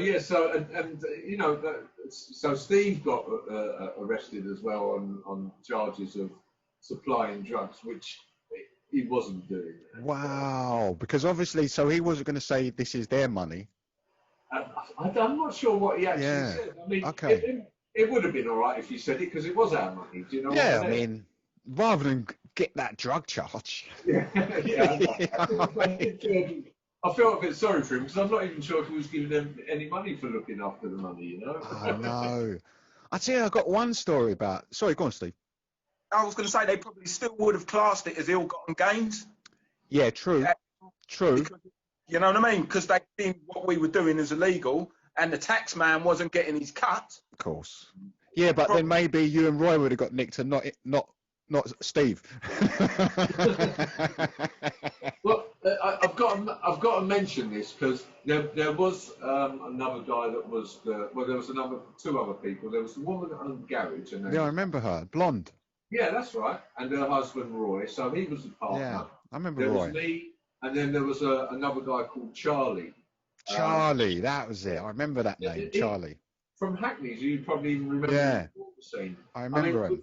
We've kind of fallen out now, and what it is because he really doesn't get any recognition for it, because everyone kind of puts it onto me because they know I'm a DJ. But you're easy to get to, and that's why when people have a go at me, I say, well, look, I'm easy to get to. That's why they contact me. Right. So it's not your fault that you got it. You're easily accessible. Right, and so I've got to give him his props as well. Charlie was and one of the promoters at the raid at the cave, and I remember him. He was part of it. So Charlie, if you ever see this, we remember you, Charlie, mate. I'm giving you your props. Thanks for your service. I love it. So so what a nightmare. So that all came crashing down. So in the end, was Steve the only one that walked away with charges? Steve, no, he didn't walk away with anything. No, he got off. Yeah, we all got charged with, I think it was five counts of allowing the premises to be used for smoking of cannabis, allowing the premises to be used for the taking of ecstasy, allowing the premises to be used for the sale of ecstasy and all that. Wow. And we're like, come on, look, you see how dark it is in there. We weren't having any of the A-class charges, and we said, listen, yes, we can smell people smoking weed in here. We'll put our hands up to that. We put our hands up to that, and they dropped all the other charges. Because they were big. That's big charges. Yeah. Big charges, mate. Well, I mean, who was the guy who was it? Darby. Was it Darby or something? Robert Darby. Was it? With the boat, they got 25 years. I know he got. I know he got quite a big sentence. Was it one of the boat guys? It was a raid on a boat on the Thames. Yeah. I think he got 20. It was either 20 or 25 years. He got something crazy. So yes. Yeah, it was on because I got the actually the newspaper cutting. And so after Rave at the Cave, then lads, yeah. So you guys did pioneer. You know, the warehouse scene. I mean, that must have been amazing. You guys, car wash, Unit 4. You know, and that was another one of the reasons why when I wrote my book, I know you guys have got things to do. I won't keep you that much longer, but when I wrote my book, one of the reasons I wrote my book was because we were getting ignored by, you know, all the magazines, Mix Mag and all those magazines, whenever they did like a reunion thing or a Summer of Love thing, they never ever mentioned Genesis, but they would mention Biology and everybody else, and I would get a bit annoyed about it, you know. Cool. So I thought one day, okay, when I was living in Australia, and then I ended up coming back to England, and then I thought, you know what, I'm going to write a book, and I'm just going to mention all of the people that don't get mentioned at all, you know. And so that was one of the reasons why I wanted to write about Rave at the Cave and mention you guys, and you know, give. I didn't write a story about the car wash. I can't remember if I wrote a story about Rave at the Cave or if I just mentioned it in that foreword thing. But no, I think you did. Did I write a story? Yeah. In the book and excellent. You did put a good bit, and it was good to see. But going on what you said there, I mean, you see some of these documentaries that they exactly, and they leave loads of people out. I mean, obviously, you know, depending on how old these people are that are making these documentaries and stuff like that, might not go back that far, but they do seem to leave. They just pick the same people all the time, don't they? Yeah. They seem to leave quite a lot of important people out. But mate, I'll let Steve talk to you about that, because I'm just going to do one thing and I'll be back. But Steve, no worries. But that's why it's important for doing go on, do what you're doing. That's why it's important for things like these long form podcasts, Steve. Do you know what I mean? Because we can actually get the story out in a relaxed environment and say what we want. Because even in the documentaries, you know, like they might do interviews with me for an hour and a half, and then you get 3 minutes. So, like I said to you before, everyone's had their own individual acid house experience. I've got no issue with these guys who are making these documentaries and doing this stuff, because they believe what they believe. That was their acid house experience. Sure. We've got a story to tell, and like you say about your book and that, it's not going to get told unless we tell it ourselves, or we do it ourselves, and we create an environment where our story can be told and we can be acknowledged as being the foundation of this movement. Totally. That's something that, in my mind, I know that I contributed. 100%, mate. Rave at the Cave was epic. I honestly think, if you didn't go Rave at the Cave, you really missed out, mate. Big time. Well, Rave at the Cave was just part of it for me, because, you know, obviously after that, we took up the residency at the Dungeons. Rave at the Cave went to the Limelight, the New Year's party at Limelight. Let's talk about that a bit, mate. Let's talk about that a bit. So you went to, you did a bit of a stint at the Dungeons. Well, that was our residency. We took, once the Cave was no longer able to take place, we were offered a residency at Lea Bridge Road. Okay, and so is this before hypnosis? This is after it. Oh, okay, right. Okay, yeah. Hypnosis was 88. Yeah. If I'm not mistaken. It might have Yeah, been no, 89. it definitely was 88. They were before us. Right, yeah. Yeah. So we were given the Rave at the Cave. By the time the cave was done, it was 89. Yeah. We were given the residency in 89 at the dungeon. So we were playing there Friday, Saturday, Thursday. You know, we were there all, you know. And was you there, when you say residents, resident DJs or Rave at the Cave? Resident at the dungeons, man. Yeah. I mean, those tunnels, mate, were epic, wasn't they, mate? You know, they were epic. It was almost like, I always say to people, it was like they was almost 3D, that effect. Because you remember it was Panorama, wasn't it? Sam, God rest his soul. Oh, yeah. Yeah, it's Panorama used to do the banners, mate. Okay. And they was almost like 3D. They almost like came out of the walls, you know? That might have been it was just me. That might have been something that you'd swallowed that night. And so talking about the dungeons, you got mate. to people like Lyndon C, who was originally there. Rip was in there, weren't they? Was Rip in there as well? Yeah. Paul and the boys. Yeah. They were in there, and it did cause a bit of aggravation because they were doing the Saturday nights and we got the Friday. Okay. There was a little bit of friction between us, but we managed to sort that out amicably in the end, you know. Yeah, because they're North London boys as well, aren't they? Yeah. So that's mad. I didn't realise they were there. So the thing about the dungeons is that's another venue that was a pivotal part of the whole scene. Because it was mad. Because if you remember, it was like when we were leaving clubs because remember at that time Hackney, no one wanted to go to Hackney. You know what I mean? No one wanted to go to Hackney. Look at it now. That's what it's mad now. Huh? If only we kept all that property. But no one wanted to go to Hackney. No. So suddenly we were leaving like Spectrum and that, and Land of Oz, with a massive crowd, with the West End crowd, and driving to Dungeons. Yeah. And Dungeons wasn't even open. This was like on a Tuesday. Yeah. And they'd arrived there. We'd arrived with cars, a few cars, and it was like all the West End boys, like even the guys you were talking about, the selector there at Heavens, you know, the one that Dexy's Midnight Runner. Yeah. Even him. So they'd all be there, and then Lou would come down and he would open the doors. Yeah, that's right. It was like, he would literally open the doors, mate. But so that's another, to me, Rave at the Cave. Again, you know, but the difference between Rave at the Cave, Dungeons, Unit 4 and Car Wash is how long you went on for. You know, again, you know, whether it was 3 months, whatever it was, you was banging it out, mate, every weekend. You was there. And I was saying to Steve earlier, Roy, that, you know, everyone would leave the pub and, you know, Hackney, you know, a real old fogey type pub, wasn't it? Real old East End pub. And, you know, like Keith, my partner in Genesis and all that lot, you know, they would have a change of clothes in the car. I'd pull up outside Rave at the Cave, and then they would all change into their ultraviolet clothes and their their baggy sweatshirts. You've got to remember, before that, you know, it was everyone in their Farah slacks and everything like that, and Gabici tops. Yeah, everyone dressed really smart because you had.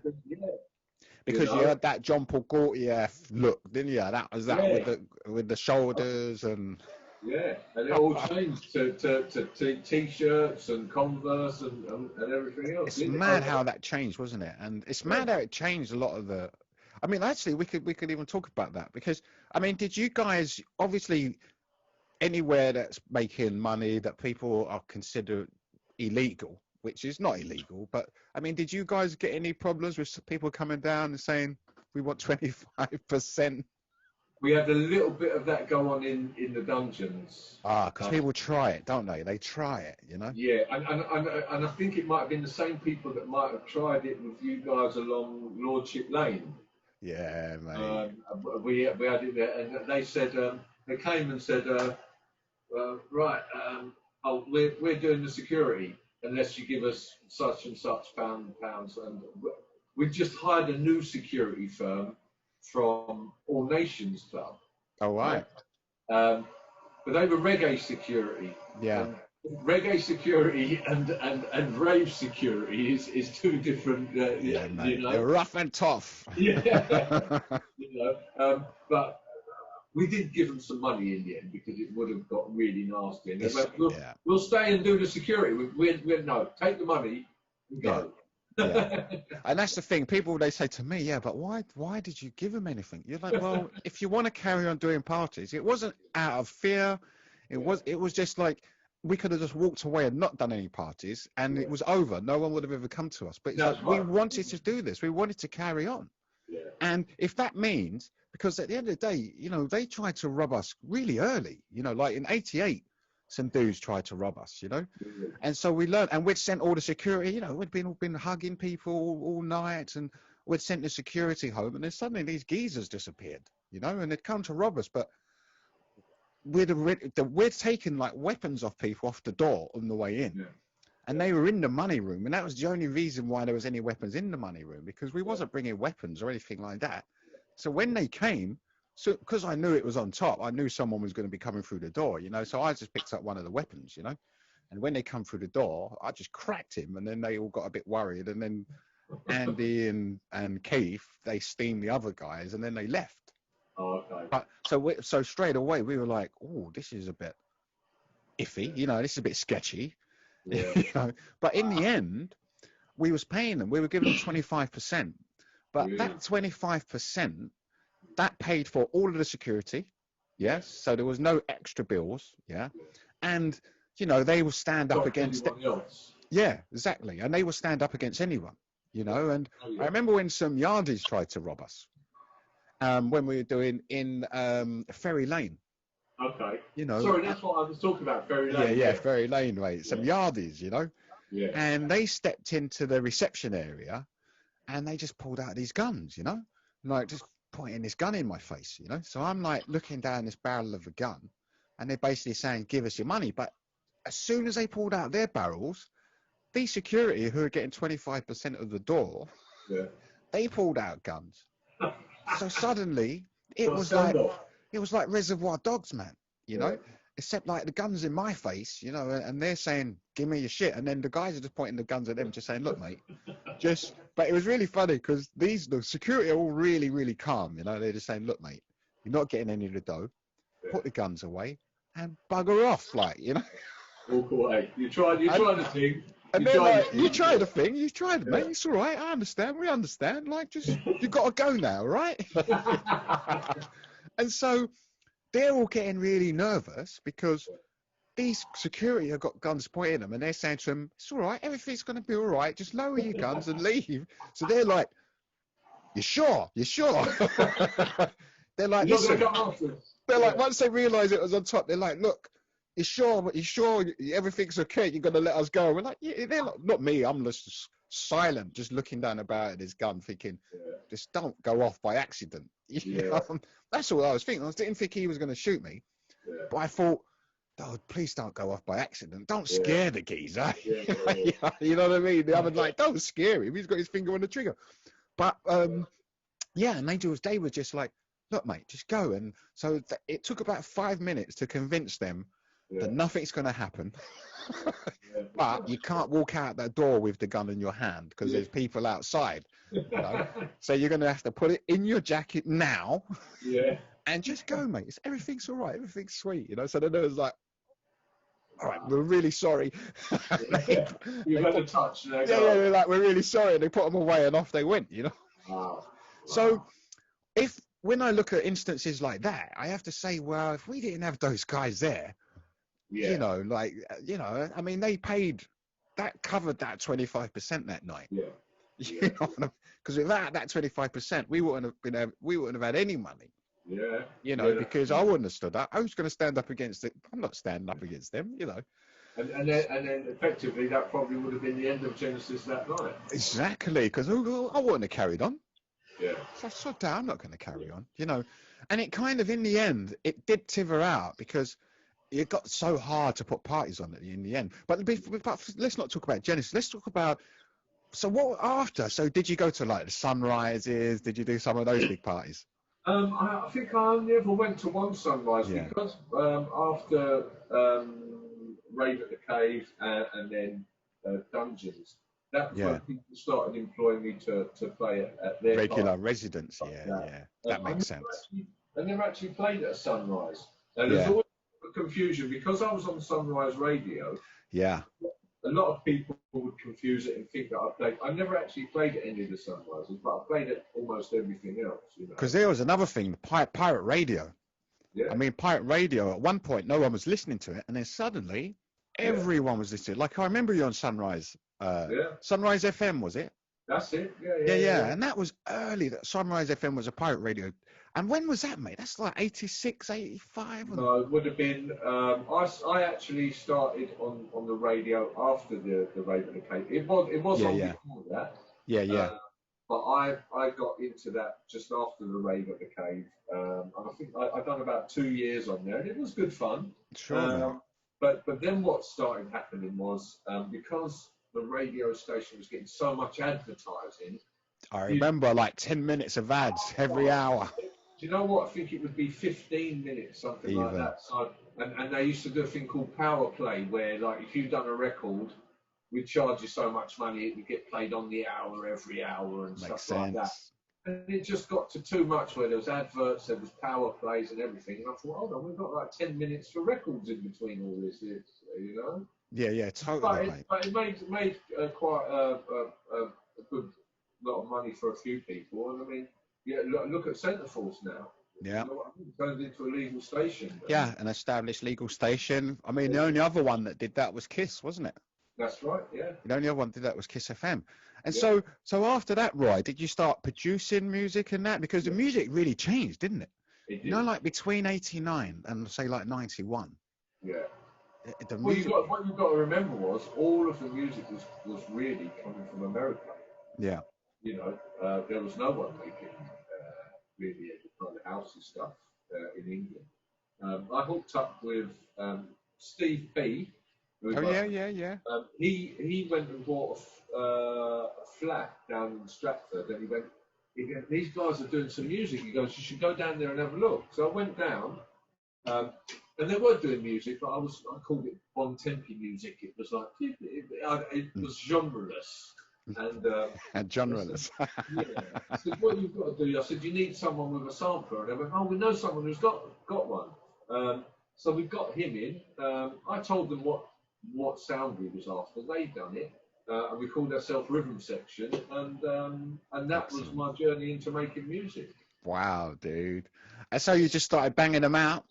Yeah. And playing them as part of your sets? Because obviously after that, I mean, you become a top DJ, mate. You was playing everywhere, wasn't you? I was on quite a lot of flyers. Yeah, people used to go, you know, how can you be there and how can you be there and how can you be there? I said, because I've got a very fast car, that's why.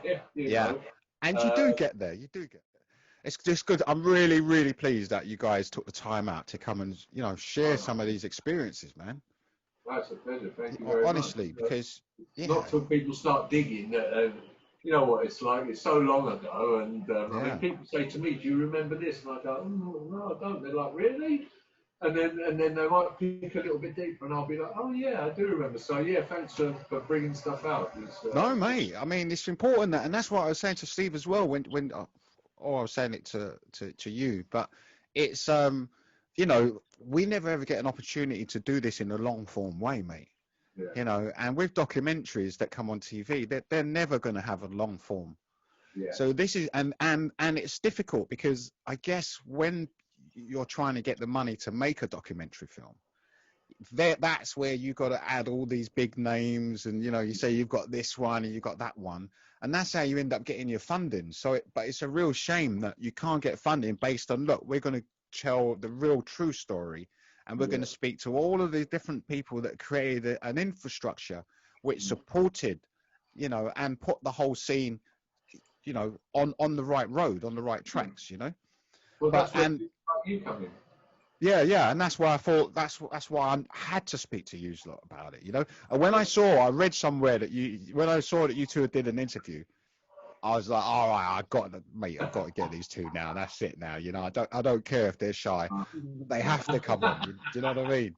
I love it. Did you have you ever think about? Because I tell you what I've been getting, and I've been saying this to the few people that I've been talking with. You know, over this summer, I got contacted by loads of different media outlets, especially from America, and they were all saying to me, they all wanted quotes from me about the third summer of love in the UK.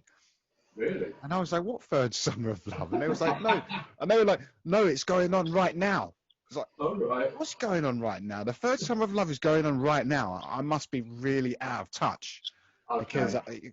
And so I don't know what they're even referring to. I guess the only thing they're referring to is all these street happenings that have been going on. They're a bit mad, aren't they?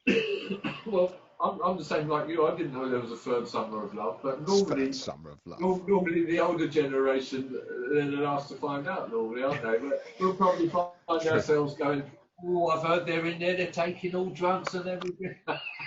Flashing lights. Well, the mad thing about this lot that they've been doing all these parties is that they can just turn up outside your house. You know what I mean?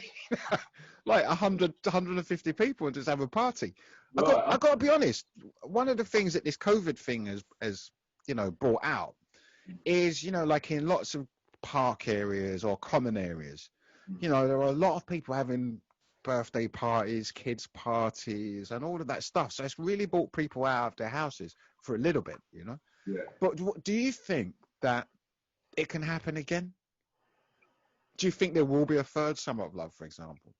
Not for us, because no, only because ours will always be the best. And just like the generation before ours, theirs was the best. I doubt if anyone from the 60s, that witnessed it at that time and then came to ours, they'd be, oh, it wasn't as good as the 60s, was it? It's never as good. Those halcyon days. Sure, mate. And what's also translated from that period as well is that MDMA has now been decriminalized in some countries, so they can actually use it with people with emotional trauma, and they use it in therapeutic ways now. It's bizarre, like in Germany, Spain, Portugal. So there are lots of different countries now that have been investigating the use of MDMA in their clinical trials, to create euphoria in people. Yeah. So it's just bizarre that we come full circle where they're like, oh, hang on, I think that we might be able to use this. But at the same time, we're not allowed to say what great experiences they were. We're not allowed to say it, It's and BBC, they've just made a podcast, which is probably the edgiest podcast that they've ever made. I'm going to get them on the show, the producers, because they even went to Holland to interview drug dealers. Okay. So they've come a long way, and one of the whole stories is all about a drug dealer. Right. Okay. So it proves that, because I think that the only way to tackle, not even to tackle, I think the only way to approach educating people about drugs, crime or whatever it is by educating them and being honest and truthful with them.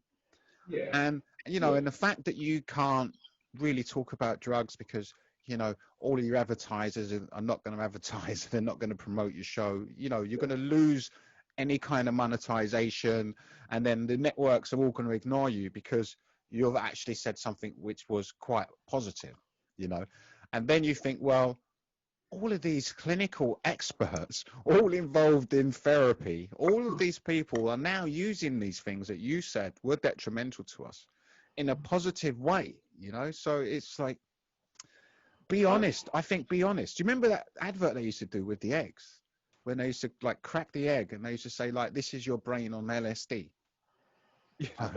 Yeah, they were a famous set of adverts, they were, Okay.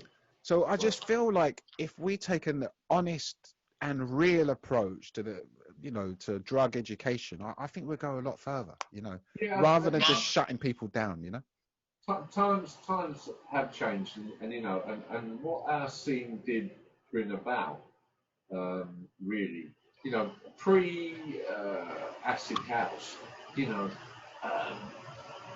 people would look at people that took drugs and think, oh, druggy, or you don't want anything to do with them and stuff. But then, since the advent of acid house, where you you know what it was like. You'd have Sure. bloody doctors, lawyers, solicitors, nurses. There would be everyone in there. Do you know what I mean? So I think the attitude towards drugs, you know, it's taken a while, but it's changed from what it was way back then, doesn't it? You know? Yeah, no, it definitely has. Because also, all of those people that have been in denial, they were only in denial as well, wasn't they? Yeah, that's right. You know. They didn't want anyone to find out, did they? Yeah, like I've appeared on a TV show where they've had someone there that was a former heroin addict, but now they say that he's one of the smartest men in the country. You know, but he could bring up my MDMA use, but I wasn't allowed to bring up his heroin use. Oh right, okay. You know, so he was describing acid house with a heroin lens. You know what I mean? Right. But now, the further we get, you know, the closer, you know, it's 2020. Let's give people proper knowledge, you know, and let's arm them with the proper tools in order for them to make their own choices. But I do think I'm a big into free speech, you know, and I'm big into free speech before I am security, you know, and we're going down a road at the moment which is censoring free speech. So we're actually going through a difficult time right now in terms of free speech, aren't we? You know, so we're going through tricky times, but I think that at the end of it, it's like almost a changing of the guard, you know. I think there will be some new opportunities once we get to the other side of this. You know? When we get to the other side. And even look at the music. Look how the music went from vinyl to digital. That must have been quite mad for you guys. It was, well, you know, sorry, go on, Steve. Go on. Now, what I was going to say was, for me, the second summer of love never ended. Aye, me too, mate. I've never been able to get over it.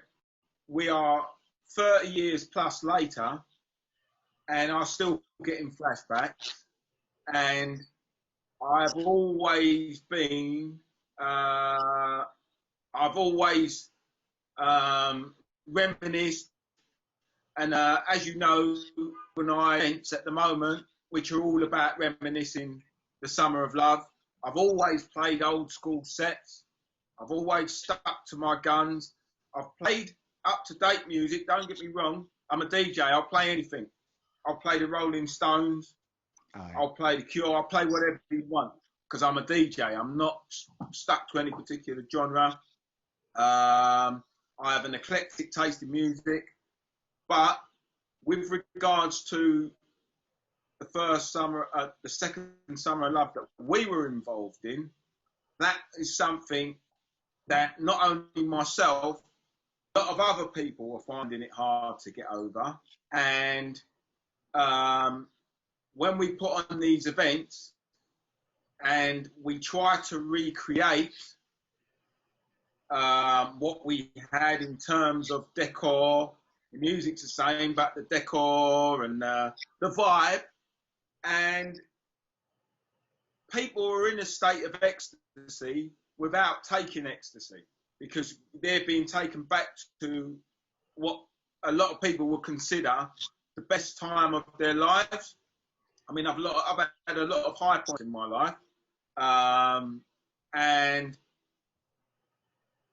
the acid house explosion sits up there with the best of them, you know. And so as long as I'm alive, I'll be celebrating the second summer of love.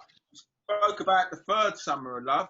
People are anticipating that after this, we get over this COVID, or we get our restrictions are lifted somewhat, and we can actually we're all able to party again. Because quite frankly, raving, the word you don't like, and social distancing. I only like it when you use it, Steve. All right, fella. Well, raving and social distancing cannot sit hand in hand. People can. I understand people were desperate to put on events like promoters who that is their livelihood, and I understand the DJ's perspective. We need somewhere to DJ because hood. Sure. I get all of that, but we have to be honest with ourselves and say social distancing and raving, it doesn't work. It can't work. It doesn't make sense. The whole purpose of going out raving is to socialise and to be merry and to dance and to sing your favourite songs or whatever. Yeah, mate. All of these things are restricted. You're not allowed to dance. You've got to sit in a pen with a handful of people and things like that. I couldn't. It's just so far removed from the whole objective of partying and going out raving. It's ridiculous. And good luck to the people that are going and the people that are putting these events on. As for me, I'm going to wait until people can actually party in the manner that, we're accustomed to. The true manner that we're supposed to, that we regular. And with regards to this problem that the world faces, the solution, one of the solutions, or the best solution in order for the arts and entertainment industries to get back on their feet is somebody needs to produce a test that's 100% accurate, that takes no more than 15 minutes to be to tell you whether somebody's infected or not. That way, everybody who comes into if you can test at the door or away from the door or whatever the case is, everybody that comes into your establishment has been proven that they haven't got it, and then everybody can sit next to each other, go back on the terraces, back into a club, and we can have our normal lives back. For sure. And time, it saddens me to see the events taking place where people have to sit down and tap their foot, or you're not allowed to sing, or you're not allowed to dance, or you're not allowed to socialise with other people. That is not a raving. Yeah, People for saying sure. if they're putting on a rave, they're not putting on a rave. It's something else. It's a circus. So even for you, I know that you do acid house experience, and so you've actually started doing events. I mean, it's affected you directly as well. Do you think you're going to be doing more events next year? 100%. I'm going to be doing all the events that missed out on this year. I'm going to be doing them next year as well. So I'm going to be doing twice as many events. I don't just promote acid house parties. I actually promote I do parties on the river, soul, Okay. 70s and 80s disco. So I've taken it right back to my roots. Yeah. Excellent. Acid house is my roots. Soul, bear groove, hip hop, and all that. And reggae. That's my route. Yeah. That's what so I have these parties. I'm probably stuck. People will probably say, mate, you're stuck in the 70s and 80s and the 90s. And you know what? I don't mind. Yeah, the as music far as is I'm good, concerned, man. They were the best for music. Yeah, they were the best eras for vibes. Yeah, man. I'm happy to reminisce the rest of my life. I've got no issue with that. Quite frankly, what we've got now, when I look back, I'm glad that I'm actually the age that I am. I've experienced what I've experienced, and I've had an opportunity to party like there's no tomorrow. And I feel sorry for the new generation who are stuck in a world where if they want to party, they have to go somewhere illegally to do it. I mean, we had that phase, but it wasn't always like that. They have to go to somewhere and risk their lives. We didn't have to do that. We went and had illegal parties. I mean, I played at Energy, Biology, Weekend World, World Dance. I had an opportunity to play at some of the most memorable events that took place back in the day. I mean, what you got back in the day was the main DJs would be on the flyer, and if you wasn't considered somebody that was going to draw a crowd, you'd play, but nobody would be told that you was playing, sort of thing. So I ended up playing at these parties. I've had no recognition whatsoever for any of them. Because, well, saying that, I'm on the weekend wildflyers. I'm on flyers, so I take that back. But you know, do remember your name on flyers. Well, yeah, I made it on a few. But I actually played at, like, Spectrum did a party in Birmingham, an open air party. Right? I actually played at that. Was it an all-dayer?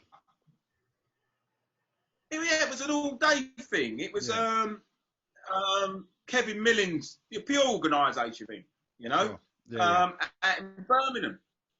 And, you know, they had, like, time out, following us around and stuff like that. But I wasn't on the flyer. Do you know what I mean? And that's a problem with, that I feel a lot of unsung heroes of this scene never get a mention because you wasn't on the flyer. You played, you made everybody happy.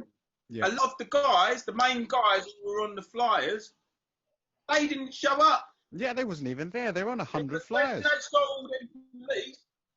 When they saw all them police, you know, turn round. They've got more to lose than somebody like me who no one's ever heard of. Do you know what I mean? Yeah, for sure. So they weren't, and that was like, DJs like me, that was like manna from heaven. Because I knew I'm taking my records to this party in the field, and either way, it's going to go on for 2 days, so they're going to need more DJs, or DJs wouldn't show up. Do you know what I mean? 100%, yeah.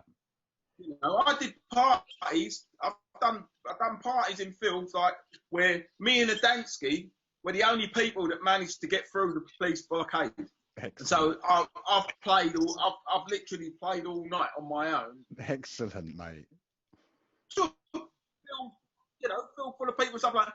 But these stories, when you look back over the years, you're off your nut the majority of the time. So you can remember places, but you can't remember names. You can remember faces, but you can't remember names. You know, you do lose track, whether you're off your nut or not. This is what happens, you know, with the, you know, advent of time or whatever. Got to lose, you know, your memory or whatever. But what I can say to you is this: that period in time, I don't care what anybody says. That was, you know, if you were there, you were lucky. Do you know what I mean? Yeah, for sure. You were one of the luckiest people on earth, because that was just, you know, what we had. 88 or 87, I'd say 87 to 91 was just, you know. Yeah, epic, absolutely epic. Yeah, well, you know, if that wasn't the case, I've had a lot of adventures in my life, but that was something, you know, that was unique. You know, you know, yeah, I'll be like Uncle Albert off of Only Fools and Horses. I'll be saying, during Mummy's always summer, telling second summer of love. You know? Mummy's always telling these stories about thousands of people in fields. Oh, he's lying. Don't listen to him, you know. And the testimony is... I say again, sorry. Well, Wayne, the testimony is... Yeah. The testimony is, that people are coming up to me and Roy 30 years later. Yeah, and eulogising about these events. That doesn't happen if it never made an impact on people's life. That just wouldn't happen. You know, it totally made I've many events. Yeah, well, that's why I say to you, when I hear the word rave at the cave, it elicits, you know, adrenaline. It elicits a heightened sense of smell, and it just takes me back to a safe place. You know, a safe, positive place, you know, and what more can you ask for? Yeah. There's some great memories for people, some very fun times, and that people will just take with them on their journey until the end of their days, really. Totally, mate. If you're in that, then that's great. Totally. So look, just to finish off, because again, I know I've got you guys in the middle of the day. So Roy, if people want to catch up with you, go on, mate. Sorry, mate. Go on, mate. Yes. What I was going to say was that me and Roy, from that experience, we've been like brothers ever since. Yeah. We might not be the same colour, but we're brothers. You know what I mean? That Yeah, solidified our we're our that was your friendship. apprenticeship. And Yeah, that 30 was your years apprenticeship. later- Yeah. Same as me and Keith, you know, and 30 Andy, years you know. later, It's like, well, 30 years later, we still DJ together, and we've still got that bond that was formed at that's that fantastic, mate. event. So, you know, That's this is a fantastic. very significant and emotional subject, for mate. both of us, I'd like to think. Would you do a reunion? Mate. A Rave of the Cave reunion? I don't think it would be feasible because a lot of people are just older and moved out and whatever, and it wasn't one of those events where you had thousands of people, so it would be difficult. It would have to be a small affair. In reality, so when I do my parties now, we're representing, I like to think that we're representing the whole scene. That's called the Acid House Experience. Totally. And that includes, you know, people who went to Genesis and all the other parties. And rather than try to celebrate them individually, it's celebrating them together works, and it makes more sense. And people, you can get mass more people that way. If you try to go, all right, I'm just celebrating energy, celebrating biology, it kind of, you know. So tell people how they can get hold of you, Steve. Acid House Experience on Facebook. Right, okay, have you got a website? Yes, we have a website called Acid House Experience Events. .co.uk? .co.uk, that's correct. Acid House Experience Events. And then you can also catch up with us on Instagram. At Acid House Experience? And Twitter. Yeah, Acid House Experience, yeah. But, you know, we'll be coming back strong next year.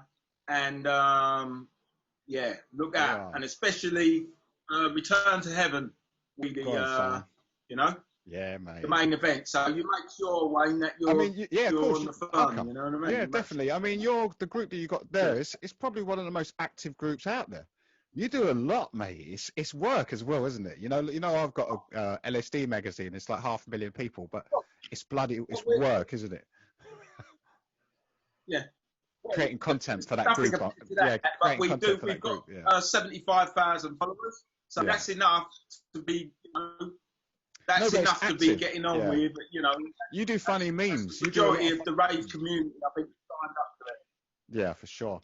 And what about yourself, Roy, mate? And you're still producing stuff, aren't you?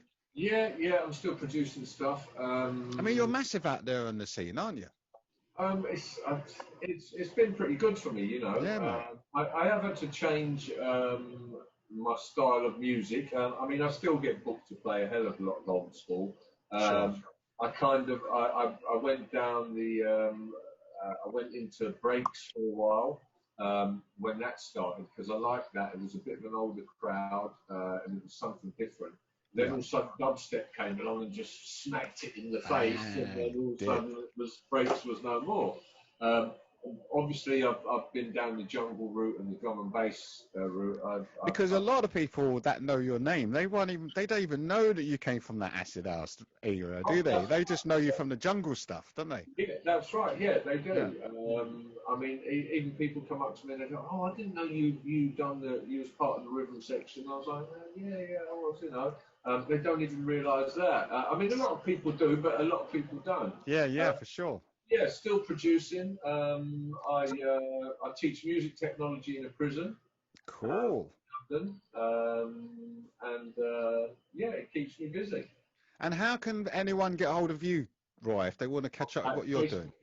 Facebook is the best way to get hold of me, DJ EllisDee. I'm on there. Hit me up. Let's have a chat. Yeah. Excellent, mate. So listen, lads, I mean, if you've got anything else you want to add, that's perfect. But you've said so much, you've shared so much. I really, honestly do appreciate your time. Oh, that's fine. Yeah, mate, honestly. And it's so nice to have these long-form conversations, man, you know? Pleasure, mate. Yeah, honestly, it's so good to have these long-form conversations. And, you know, at some point, we'll do a massive group conversation with everyone. You know, we're trying to do something. You know, we're trying to do something where we can join all of us and we can all just have a massive conversation about Acid House, mate. Well, you're the So man to arrange it. you're invited, mate. You're all invited. So listen, thanks again. Thanks so much for being on the podcast, and I hope to catch you up soon. Yeah. Right, nice Thanks one. again for having me. Yeah. Cheers, mate. Appreciate your time. Cheers, lads. Thanks, lads. Do you think it's anything to do with a certain religion, do you think? No, Is it anything is it? like that?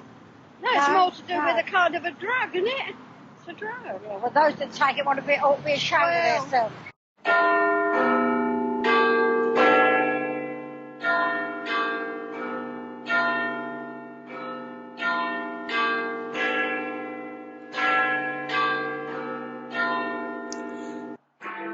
According to The Sun, there were Thousands of empty ecstasy wrappers littering the floor of the 250-foot-long hangar. Drugs, sex, sensation. Some newspapers have called acid house music a sinister and evil cult which lures young people into drug taking. The message is certainly getting across. the organisers kept the location secret until the very last moment, which was the main reason, according to the papers, why there were so few police here and they were unable to act. Drug-crazed kids, some as young as 12, boogied for 8 hours yesterday at Britain's biggest ever ecstasy bash. The party took place here, infiltrated by reporters from the Mail and the Sun. There's meant to be a drugs-related craze. What do you know about acid house music? It must affect the brain in some way. Unless it's just the music that does it. Who All knows? them lights flashing don't do you any good either, do it? I wouldn't even go in the pub where them lights are. Oh, no, They drive you no. mad, don't